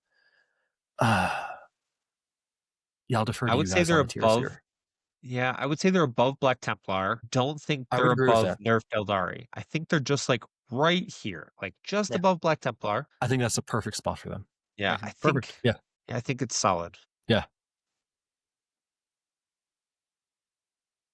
Next up, I have another hot take for you. Hit us. Orks. The Green Menace, Gazkul Thraka with a 20-mana boys that can move through opponents' units, that has advance and charge on the WOG, might be one of the most aggressive and like efficiently killy units in the game. I don't think there's very few things that unit does not pick up. It's almost 500 points, but continue. It is almost 500 points. Very expensive. You are paying the premium for it. And I've seen it enough times where I've seen players make mistakes with it, where it's like, okay, well, you have this great unit. Awesome. Fantastic. It still dies, especially if you're not in the WOG, especially if I get combat into you first. But I do think there's a few things in the meta that are good right now that struggle into Orks. I think Drukhari will have a hard time. There is a lot of bodies. There's a lot of attacks. Fair point. They do have a decent amount of mobility, and I think it's okay. The Blood Angels matchup is very interesting, but Orks, if they're running the right detachment, they have fight on death. They will be able to go back into you and kill some of these things. So there is value in both of those detachments and matchups that I really like. The Astra Militarum one is interesting because if Astra Militarum is running it correctly and they have enough screens, it's going to be difficult for the Orks player, and I think a lot of people are going to have difficulty with it. But AdMech, Sisters, like Orks want to get in there. They have the mobility to get into those lines and pick things up. And they do have enough redundancy in attacks to go after a lot of these units. So Dark Angels, I think it's just a straight loss for Orks, though. Like they go Dark Angels, -1 damage, and just no AP in your army. And you're just like, yeah, AOC. Okay. Yeah, no, I think that's a really good point. It's tough because I feel they're one of those armies that GW has not done a great job giving them internal balance in 10th. But I think that's also a bit of a separate discussion with tier lists. If we're talking just optimized lists and optimized player's hand, I agree they're very strong. I can also understand why Orc players kind of are a little frustrated by the state of the faction. That's a bit of a separate discussion, maybe for a future video. I definitely want to have them somewhere pretty high in this tier list here. I do agree. I think it is unfortunate because of the mishandling that the only, I don't want to say the only way, but like the best chance you have with Orcs to win is in Warhorde. Without the fight on death, some of these matchups, they're so much worse. You don't stand the same chance, right? It's where you get access to the go through your models, right? Like it just, I feel like that's the unfortunate thing, and it's a lot of the same frustration. Like a lot of guard players until Nemo won were like, I'm tired of just having to play combined to do well, right? I think that's the biggest problem with Orcs right now is it just really feels like it's a mono build on what's really the best competitively. Cool. But as long as we can put that to the side for future discussion, where exactly do I want to have them? I think that's maybe top of touched by a tech priest. That's a tough one to say fast several times in a row. Above CSM. I'm not mad about that. I think they're above CSM. That's what you feel. That's what you feel. Yeah. I'd side with Mike on this. I think CSM is going to pull it off more times than Orcs. You think so? I think so. I think it's a pretty even matchup in terms of overall strength. I think you can't go wrong either way. Let's have. I think it's only because we haven't talked about Ultramarines also being there. Between Ultramarines and those 2-of saves as well as Dark Angels above them, I think that is what knocks them down. They're not going to handle them because of their low AP. They have worse time than CSM. Very good point. Very good point. And we know Victrix will be there in the final tables. Someone's going to run them, and you're going to have to go through them, and it may prevent Orcs from getting the GT win more often than not. Yeah. And speaking of them, who's up next but the Victrix boys themselves? The generic Space Marines, we have a lot of different deviations for it. There's a lot of ways you can go, but I hate to break it to you right now. Victrix Guard are probably the premier unit in the game. They have access to Oath with +1 to wound. They have access to a Vectora. They have access to a reactive move. They have access to Blood Surge. They have access to minus 1 AP. What else do you want? They have access to -1 to wound. What else do you want? Maybe like +1 attack or something, or +1 strength once per game. Like that'd be nice. Can we throw that in there too? You want auto fight on death? Take Victrix and Gladius. There's just, you could run either of the detachments. Actually, we didn't even talk about the new Ultramarine detachment, the Blades of Ultramar, because that's another new detachment. That is so good. That detachment is, I would say, actually gives Gladius finally a run for its money. If you're going to run generic, and you're going to run the combat, I like the new detachment. Gladius is still fantastic. I mean, isn't it just basically the same as Gladius? It just trades out the fight on death in exchange for the durability stratagem. Right? Yeah, the -1 to wound. Okay, gotcha. Yes. Okay, cool. Yeah. But if you're on a Victrix, you already have it. So, stay in Gladius. Yeah. I think Blades is really good for shooty lists, though. Get that double dev. It is, yes. Sure. Because you can run your Devastator Doctrine multiple times with Marneus, which is obnoxious when you give them Storm of Fire. I don't know. I know you said, Mike, that you think Guard is top dog. I still think Marines are just unequivocally going to be taking more GT wins home than anybody. Lane, I'll be honest, when I said that, I think I was suffering such psychic damage from thinking about Ultramarines that my brain kind of blocked that out. It pains me to say this because Ultramarines are my least favorite army. Just the generic, boring white bread of 40k armies. It would really pain me if I had a friend start 40k and they start with Ultramarines. But I have to say they're the best army in the game. GW finally won. Put them up top. I don't like it. I won't be happy about it. But we're going to have to do it, folks. Best army in the game, bar none. Yeah. Congrats, Ultramarine it's a problem. players. Yeah. It's a problem. The part that frustrates me is you don't have to be super good to win with them. Like you can give maybe a bit of a newer player, no disrespect, maybe a bit of a newer player, maybe some talent, but not really a lot of experience. You can give them, 18 Victrix and a decently well-rounded list besides that. I think they're going to at least 3-2 or better. Like that data sheet just kind of runs through so many armies. It's pretty absurd. Yeah. You definitely, as a player going against it, you have to have this is my game plan. This is how I deal 100% with not only one of these bricks, but potentially 3. Yeah. Very unfortunate state of affairs.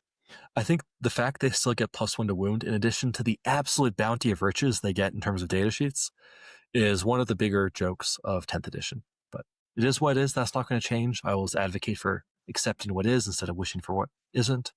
Ultramarines are the best army in the game. Have a game plan for Victrix. You're going to have a very, very sad time in a tournament. Yeah. Is what it is, unfortunately. That's what it is. Yeah. Okay. Well, if Ultramarines are the choir boys of 40k, we now have the Roughnecks, our beer drinking drunk uncle, the Space Wolves. They are hopped up and mad. They did get a new detachment that we talked about in the beginning. And overall, didn't see significant changes with the Dataslate. Now, a good friend of the channel, Michael Mann, local to the Denver area, who's now playing with Art of War, just recently won the Open in California with Space Wolves. Played incredibly well, ended up going undefeated and obviously winning the GT. And he is adamant that they are a good detachment. And I have no doubts about it because him and our good friend Mariah McGuire are also like very good Space Wolf players, and they do have a place in this meta right now. Wolfguard Terminators, I already talked about Terminators and Dark Angels. I think Wolfguard Terminators are right up there in terms of lethality, and Terminators I'd actually be happy taking. Overall, in Stormlands, very good with advance in charge across the entire army. Or you take Gladius, which I know it feels gross, but it's like, we said it in the beginning. Is this detachment better than Gladius? No, take Gladius. And guys, we're talking about competitive, like the competitive mindset here. If you want to run another one of these detachments, feel free. Go ahead. Oh, go for it. You can be, exactly. You can be effective with all these things. Have fun. But if we want to talk about the giving yourself the highest percentage of winning a GT and the efficiency to go 6-0, 7-0, 5-0 multiple times, Space Wolves need those tools to do it. Now they have the tools in the units, they have the tools in lethality, and they have access to the one, I would say, best detachment in the game right now, which is Gladius. So it's like that alone, for me, feels pretty good in the meta as a whole. Yeah, I fully agree. So where do you put them, Phil? Where are you feeling? I think they're above Votann. I think they're in Blessed by the Dark Gods. Makes sense, right? With the Wolfen mutations and stuff. Yeah, with the Wolfen mutations. Yep. They're definitely Blessed by the Dark Gods. I think they're right above Votann. I like how mobile they are. I like Wolfen. I think they're fantastic. I like Wolfguard Terminators. The Ragnar brick is fun, right? Like that with fights first. And if you have access to fight on death, they have an obnoxious amount of attacks, right? It's good. I think it has all the tools that if you want to win a GT, they have it. Yeah, 100% agree. Fully agree. Happy for Space Wolves players. They've had some ups and downs. They ended up in a really good spot. Yeah, you should be happy. You should be very happy. Okay, well, he's not on today, but one of our more recent contributors, John Kilcommons. I'll post his down below because I'm throwing out tags for everyone. He runs a channel, Tau Tactics. It is exclusively Tau. That is what he does. And we have another player, Matt Morrell, who is a local to the area, who's also a fantastic Tau player who just took Storm Surge to 3-0 this past weekend as well. And he had a blast. And Storm Surges did go down. We did see an increase to 6 mans for what's the spotters? I think the stealth suits. I think it was up to 5 units from 3 to 5. Yeah, they went from 3 to 5, which is disappointing. I know John was telling me about that in terms of how he thought that was an unnecessary change. Totally understand. But Tau as a whole are an interesting army because if we talk about one-dimensional armies, unfortunately, we're in a position now where the majority of the armies that we're seeing are one-dimensional either in the combat facet, where it's like Blood Angels can very easily run without Rapexes, Gladiators, Dreadnoughts. They're just pure combat. They're in that short-range shooting battle. Same with Space Wolves. Same with Sisters. Sorry, not Sisters. But you're probably running Castigators, so they're a bit combined arms. Drukhari, Dark Angels, Ultramarines, right? Like you're not running much support in terms of long range shooting besides maybe a couple ballistas. Depends on the list, but I hear what you're saying. Yeah, exactly. You're spending the majority of your points on that. It is one of those things where their long range shooting is a unique facet of the army that majority of armies don't have anymore or don't value as much anymore. Their long range shooting is diamond in the rough. So where do they stand now in this very, very aggressive, hyper aggressive meta as a faction? I think they're really, really good. Like really, really good. I'm probably going to overrate them, so I want to give y'all a chance to actually put your guess out there to kind of bring me back down to earth before I embarrass myself by saying what I'm about to say. I think they're in blessed for sure. I think flat damage for Riptides, being able to spank some Victrix is nice. I think you so durable too. Those Rampagers, they're still so durable and stuff. If you're playing Drukhari, cool, charge whatever. I'll just go ahead and hit you with a unit of Krutox Rampagers. We'll do some mortals and we'll keep living our life after we kill you. Like, yeah, exactly. They actually have some pretty good frontline brawling because of that. Some very cheap screens they can throw out in front of them. And just some very good shooting platforms. If you can keep people at an arm's length while you get your damage off, I think Tau has a really good shot at a lot of these armies. Yeah. I think the hardest matchups are probably potentially guard, depending on the build, and then like Blood Angels being able to hop over their screening and go tag them. Yeah. So maybe lower end of blessed sounded right to y'all. I think they're above Dark Angels. I would put them in that Leagues of Votann GSC realm. Yep. Like for me, Tau scares the shit out of me. Like, John and Matt are incredibly strong Tau players. Yeah, and they have handed my butt on Purge the Foe multiple times. And it's tough. It's a very tough matchup. Oh, for sure. If we talk about consistently winning, they have more mobility tricks, especially in Auxiliary Cadre, which I really like as a detachment because they access the Lone Op, they access to the Rampagers, which are so good, and that fallback at the end of your opponent's fight phase. So now, like, you're falling back like past models and charging other things. Mobility wins games. Yeah, exactly. They are good, which is crazy to say. I think there's a lot of Tau players that are probably feeling the same way your CSM does, where it's like, oh, we're so bad right now. I don't even know what I don't know what we're doing or what we're getting after. I do think they do stand a chance of winning GTs more consistently, and I think they have the tools to do it. So, I think that's fair. Heck yeah. Okay. Magnus, he definitely did something wrong. He did. Just throwing that out there. He called his dad when he shouldn't have. But his sons, the Thousand Sons, are in a unique position as well. They didn't get touched nearly as much. I remember, like, not even 6 months ago, where they were very good in the meta. Like,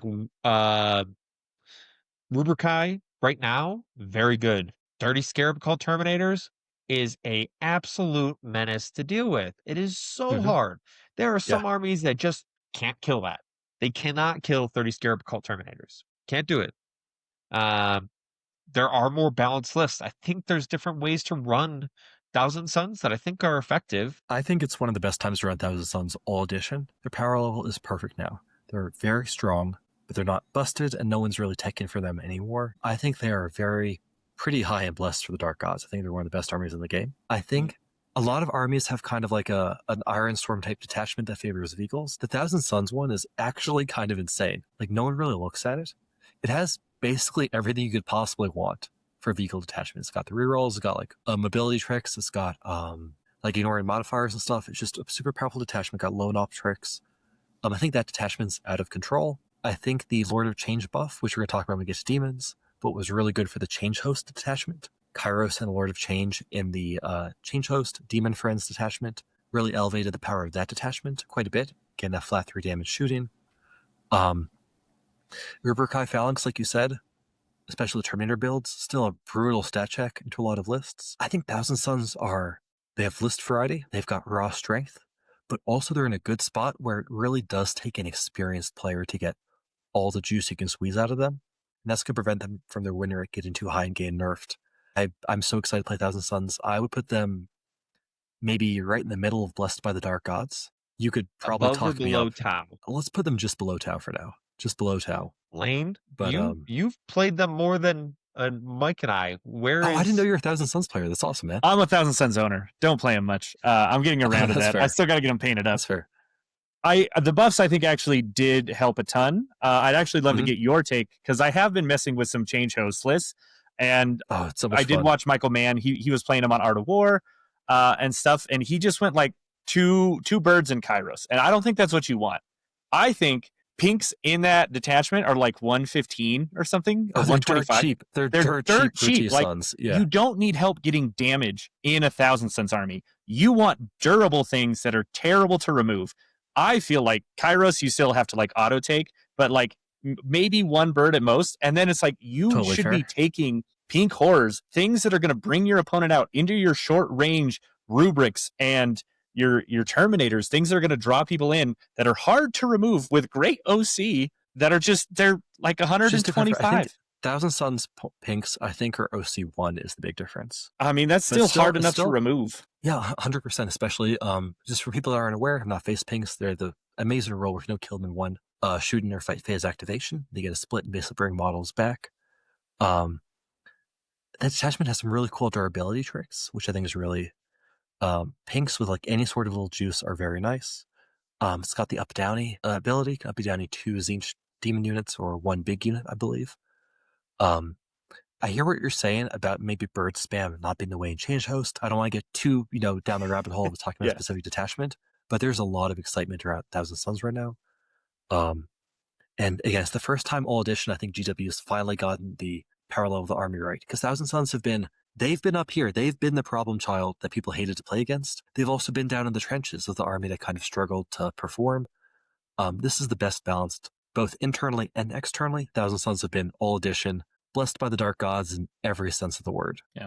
I think the only big concern that I ever have looking at T-Suns is because you can't cast over and over again to try to get the thing you really want. If you are like, this is my go turn, I got to bring down, somebody else's Terminator unit. I got to turn on my full hit rerolls. I need to stack AP.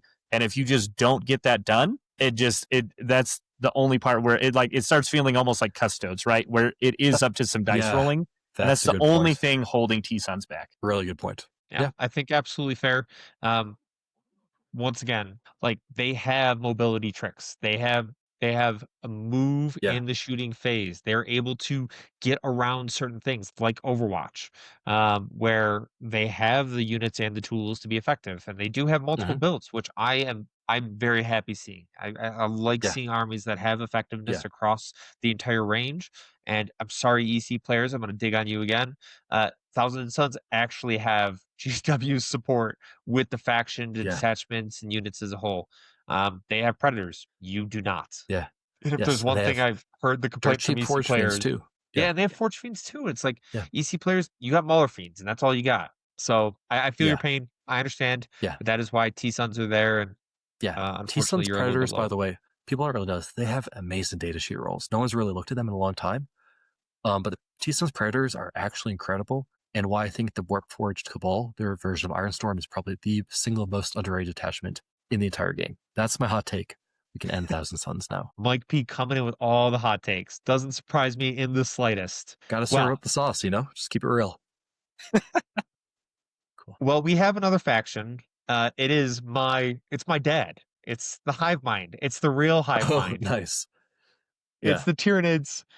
They have gotten some love recently. Subterranean Assault was their most recent attachment. Yeah. They are an interesting army because they have a couple different builds that I think are effective. Crusher Stampede is still good. It is a stat check, purely a stat check. Can you kill giant bugs? Can you kill 10 of them? No? Well, you're going to have a real hard time going into an army like this. Oh. They do OC well, right? They have great units with Hormagaunts and Termagants that are able to get on objectives and flip them. Gargoyles are not necessarily as effective, but they're a good tech piece. They got hyper-adapted Raveners. They got regular Raveners. They have access to a good detachment, a couple, I would say. And overall, I understand I'm about to say this, and there's some Tyranid players out there, especially in our community, that will fight me vigorously saying this, but I think they are a good enough army. They could use some points decreases. They could use a little bit of a rules adjustment, but by no means are they a bad army. I don't disagree, but I still don't think that changes the fact we're not going to see many GT wins with them. No, we're not. I think 100%. It can definitely still be done, but they end up probably right next to Custodes. Yeah, that's... Do we have them ahead or behind of Custodes? That's the big question. Ahead? I think they're ahead of Custodes, which hurts. It hurts me, but... really bugs you. Yeah. Nice. Terrible. All right. Okay. Oh, man. Another very quiet faction. They were the problem child when they first came out. They still have great rules. We did not see a significant change with them, but it is World Leaders, and they are angry. Angry Ron. Angron. Are the World Leaders good enough to compete in the top of this meta right now? Yeah, Mm, to eh, a degree. I don't know. I'm not blown away by them, but like you Yeah. can do it. Like they're like a totally fine army. I think they have a few very bad matchups. And I think that's going to hold them back if you're trying to win an event with them. I think they have a frankly unplayable matchup into Scintillating Legion, which we think is going to be we'll get to Demons in a sec, but I think it's going to be a pretty common matchup. Literally unplayable. I think they're also going to struggle into Drukhari a lot. Drukhari have a lot of good tech into them. I just, whenever you're kind of a mono-phase army like World Leaders, even if you're really good at that one phase, you have to be pretty well costed.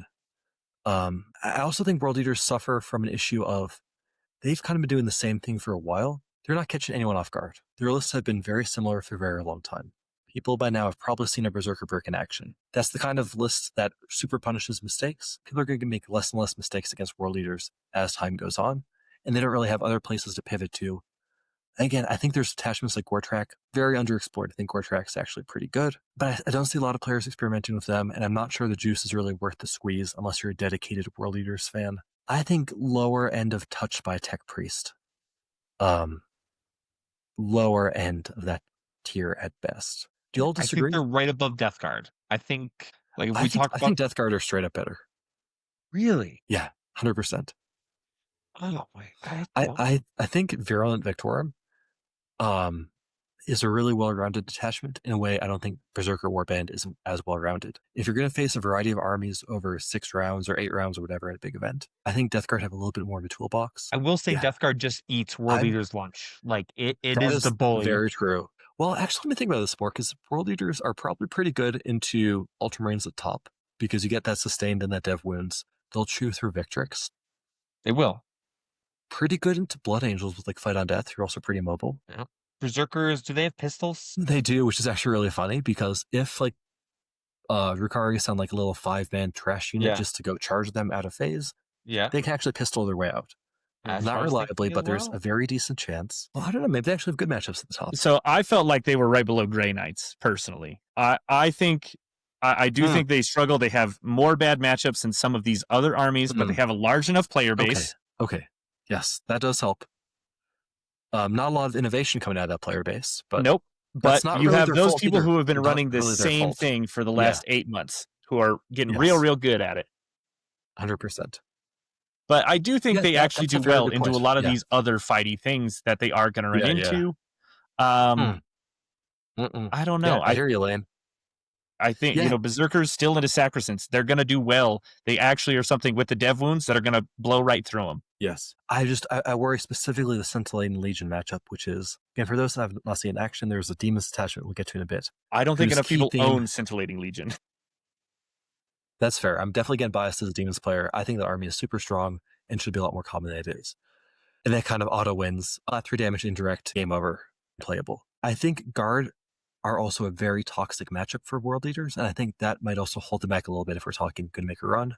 Again, people can totally disagree. I think the combination of just enough indirect to be annoying, lots of cheap screens, and Endurance are a tough nut to crack. Well, they're an easy nut to crack for like the Exalted 8-bound with the Slaughterbound with Glaive unit. If they get there. A good Guard player will never let you have that, unless it's like turn 5 and the game's already over. Lane, have you ever lost into World Leaders? I did once to Colin K on TTS running 80 Berserkers for the first time. I did. TTS practice is kind of one of those things where I think I don't count it either. So no. Just yeah. Lane, I'd love to test the matchup just like out of curiosity, just as like friends playing. Yeah. But I think it's very lopsided in Guard's favor. I think it's going to hold them back. I don't disagree. I think World Leaders are more of a spoiler if you're going to make a run. Like you can bring a good army and just randomly lose to World Leaders, rather than World Leaders being the ones to make the deep runs themselves. Does that kind of make sense? Yeah, because if you look at some of these other armies in the meta, like Dark Angels will just rip apart. Like, they're going to pop their Fatal Pain once. They're going to -1 damage. Like, and then they're just going to say, okay, well, now I'm going to crack you back. There are other armies. I think, for me personally, GSC, I love the World Leaders matchup because I I will Totally just fair. screen you out. You will never trade better than me, and I'm going to kill everything that Totally you fair. exposed.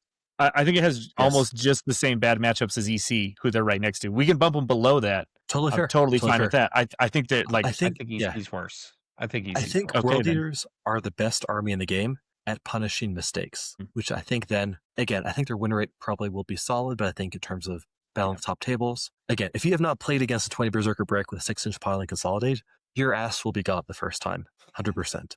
The second time, not so much, and I think that's going to definitely harm World Eaters as they try to make a deep run. But yeah, I mean, cool, roll set, does a lot of stuff well. Okay, second to last army. We have 2 Chaos Brethren, but now we have Chaos Knights. Let's have fun, guys. At The least despoilers they go have up access enough. to yeah. At least they have access to demons, right? Like there is still the triple gat despoiler with a great unclean one. I think there's a world now where you run a bird. I think triple gat despoiler with bird is a real part of the meta, and I think it's like it's decent because you're just like you are skewed. Yeah. You are just taking so many guns that you're trying to punch through these things. And there is some value there. It is better than Imperial Knights, mainly because they have access to more data sheets. Way better. Yeah. Better data sheets, more data sheets. And they have a more versatile detachment. Infernal Lands, I think, is just so powerful because it gives that always on choice. A good player can use the choice between extra movement, extra damage, extra durability. In a good player's hands, that really sings. I also think the Lords of Dread detachment, the one themed around the big knights, super underrated, actually. I think people kind of forgot about that because Infernal Lands took all the spotlight. That detachment is still pretty degenerate in certain matchups. Able to stack -1 damage on a big knight or 5 OC sticky. Yeah, definitely way above Imperial Knights. Does that get them up to Blessed by the Dark Gods? Maybe. No, I don't think they're even touching that. Where would you put them, Phil? I'd put them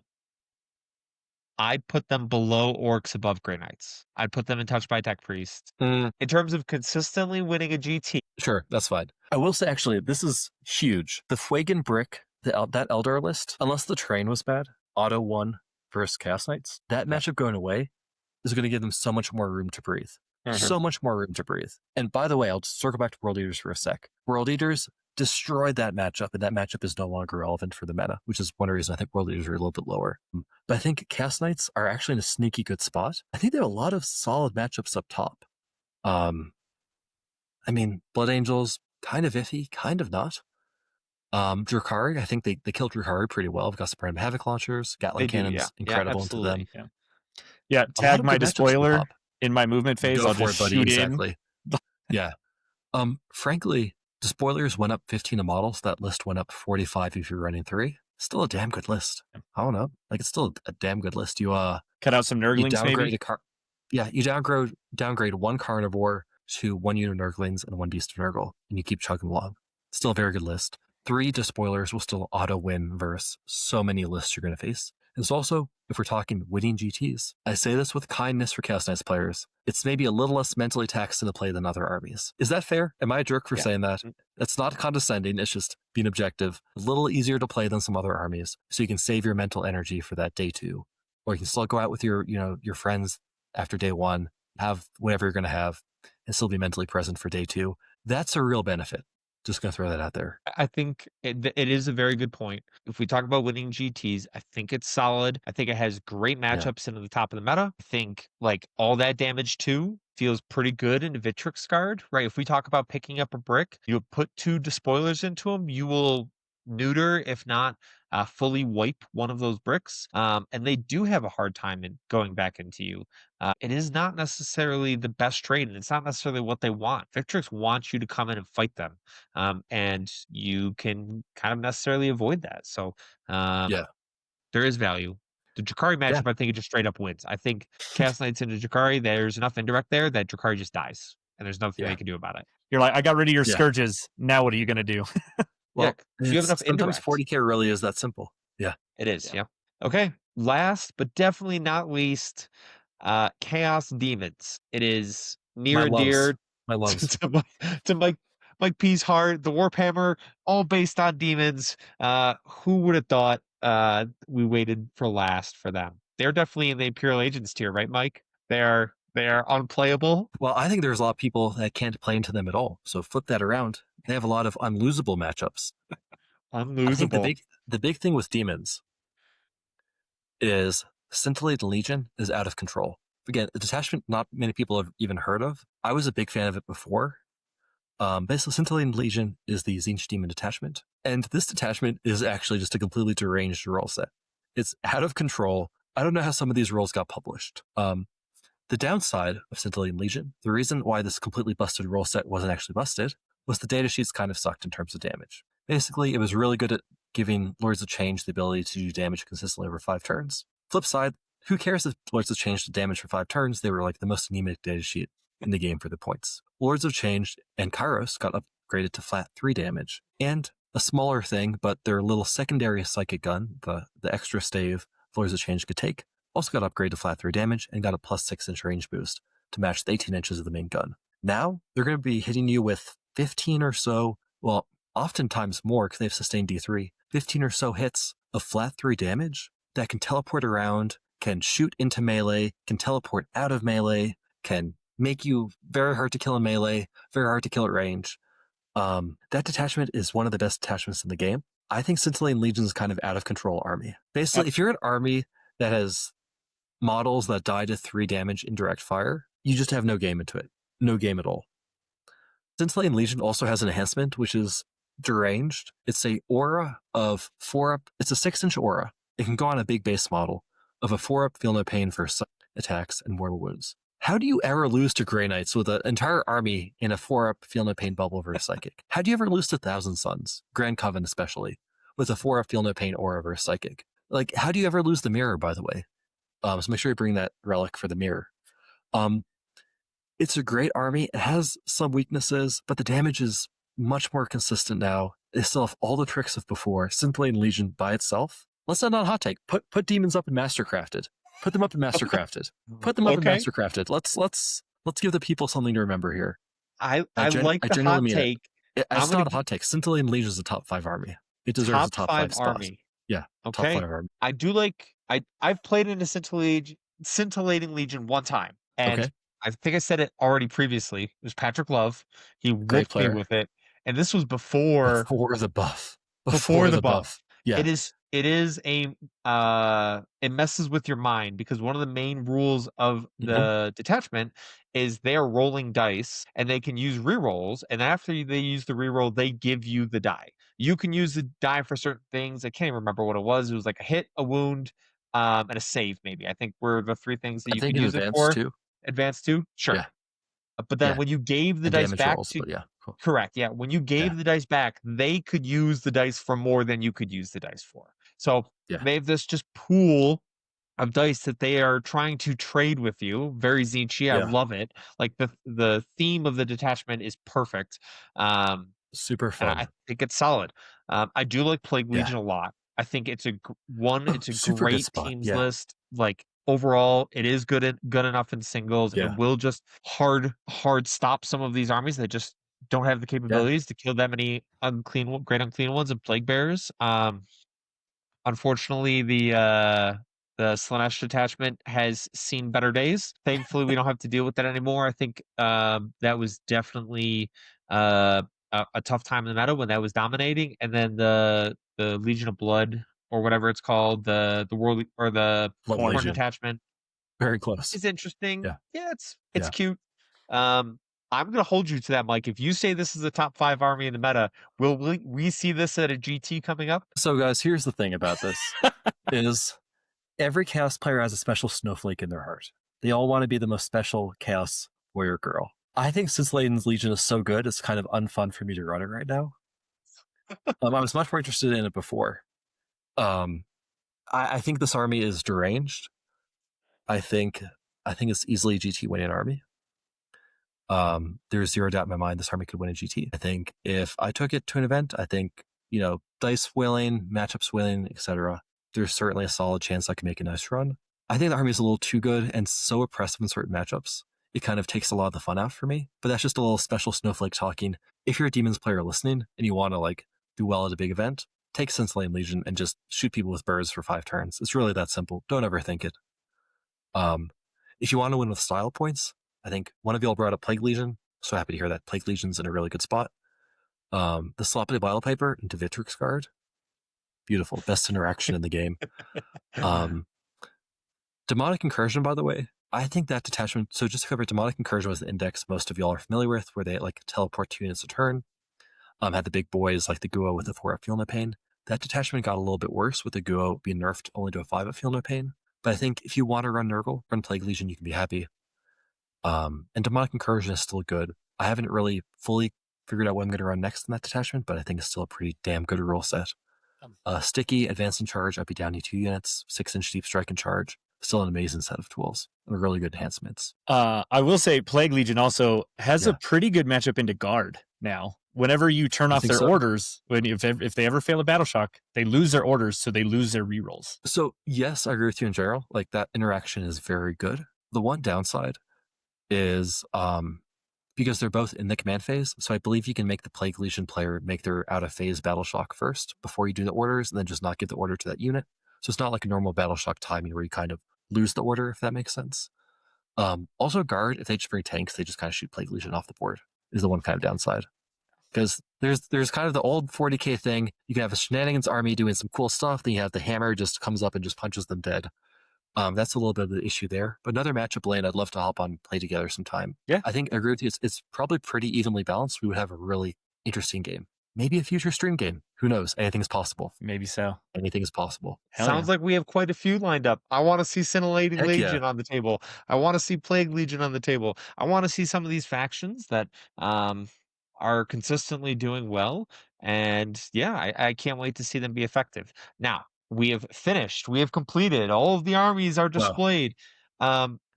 The thing that I think we need to hone back on, just so players understand, we are in an incredibly healthy meta. Our meta is very, very good right now.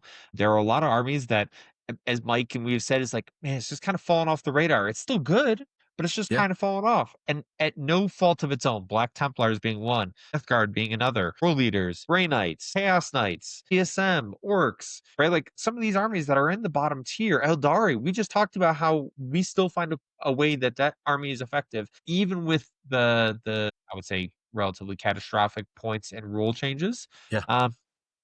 But there are a lot of armies up here, and very few that fall out of this range of what we would say is like strong possibility of consistently winning a GT. Yeah, no, it's a great time to play in 40k. I know we've got the holidays coming up, so go ahead and spend some time doing what you enjoy. But I think if you can get a chance to go to an event, I think there's really, if you're a good player that understands your faction, has mastered your faction, I think you're probably one of the best spots it's been all edition. Unless you really love Imperial Agents, in which case, that's, blame GW, not us. Everyone else, you can go out there and have a really good time. And we, guys, I will say, we love metas where player skill is the most important factor. And I think outside of Ultramarines maybe being a little bit too good and kind of running people over with the 18-bit tricks, I think that's in a great spot to be, and that's where we are right now. So I'm really happy we can demonstrate that for everyone. Yeah, thank you guys for sticking around. This was a long one, but we had some great conversations about, why certain armies have good matchups here, bad matchups there. Hopefully a really good in-depth look at what to expect for the coming months. I know the three of us are going to be a month from now looking back and saying, yep, we were exactly right where all of those armies were sitting. Weren't wrong at all. Yeah, Phil, was there any final hot takes maybe before we head out here? No, you should keep an eye out because the GT here in January, keep an eye out at who wins it because that'll be one of the first big tournaments after we leave the holiday break. Really good point. Here in Denver. So we'll post the BCP down below. It's going to be 88 players. It's been sold out for months. Like that thing is packed out and we have some of the best players in the country that'll be attending that GT. So it will be a great testing ground for after Grotmus has concluded, after the balanced Dataslate has kind of settled of what actually is dominating the meta. And it's not just the 6 and 0s, it's the 5 and 1s, it's the 4 and 2s. Look at all of those lists. You can learn a lot from the players that are effectively piloting their lists to success. Yep, and we will be there streaming all weekend, so be sure to come watch some of those games, get some firsthand looks at some of these great players with their great armies, and we'll be trying to really bring the top of the tier list to you, and we're going to have Mike on for sure. We can't not bring Mike on at some point. You are signed up, right? I'm not mistaken. You weren't like us who didn't get in. Hell yeah, don't worry. I'm going to bring, I don't know what it's going to be. Won't be Scintillating Legion, but it'll be something very spicy. And hopefully we're going to have a good time battling there. Hell yeah. I will say the Colorado community is always amazing, always great supports here. So I would highly recommend subscribing now. Just make sure you catch the stream when it goes live next month. That's going to be some games you're really, really going to want to watch to help inform both your enjoyment and also understand of the meta. Hell yeah, 100%. If you have any questions, join the Discord link below. We'll talk to you on there. And do not forget that victory isn't given, it is forged, and it's forged right here on Mastercrafted. We will see you all next time. All right.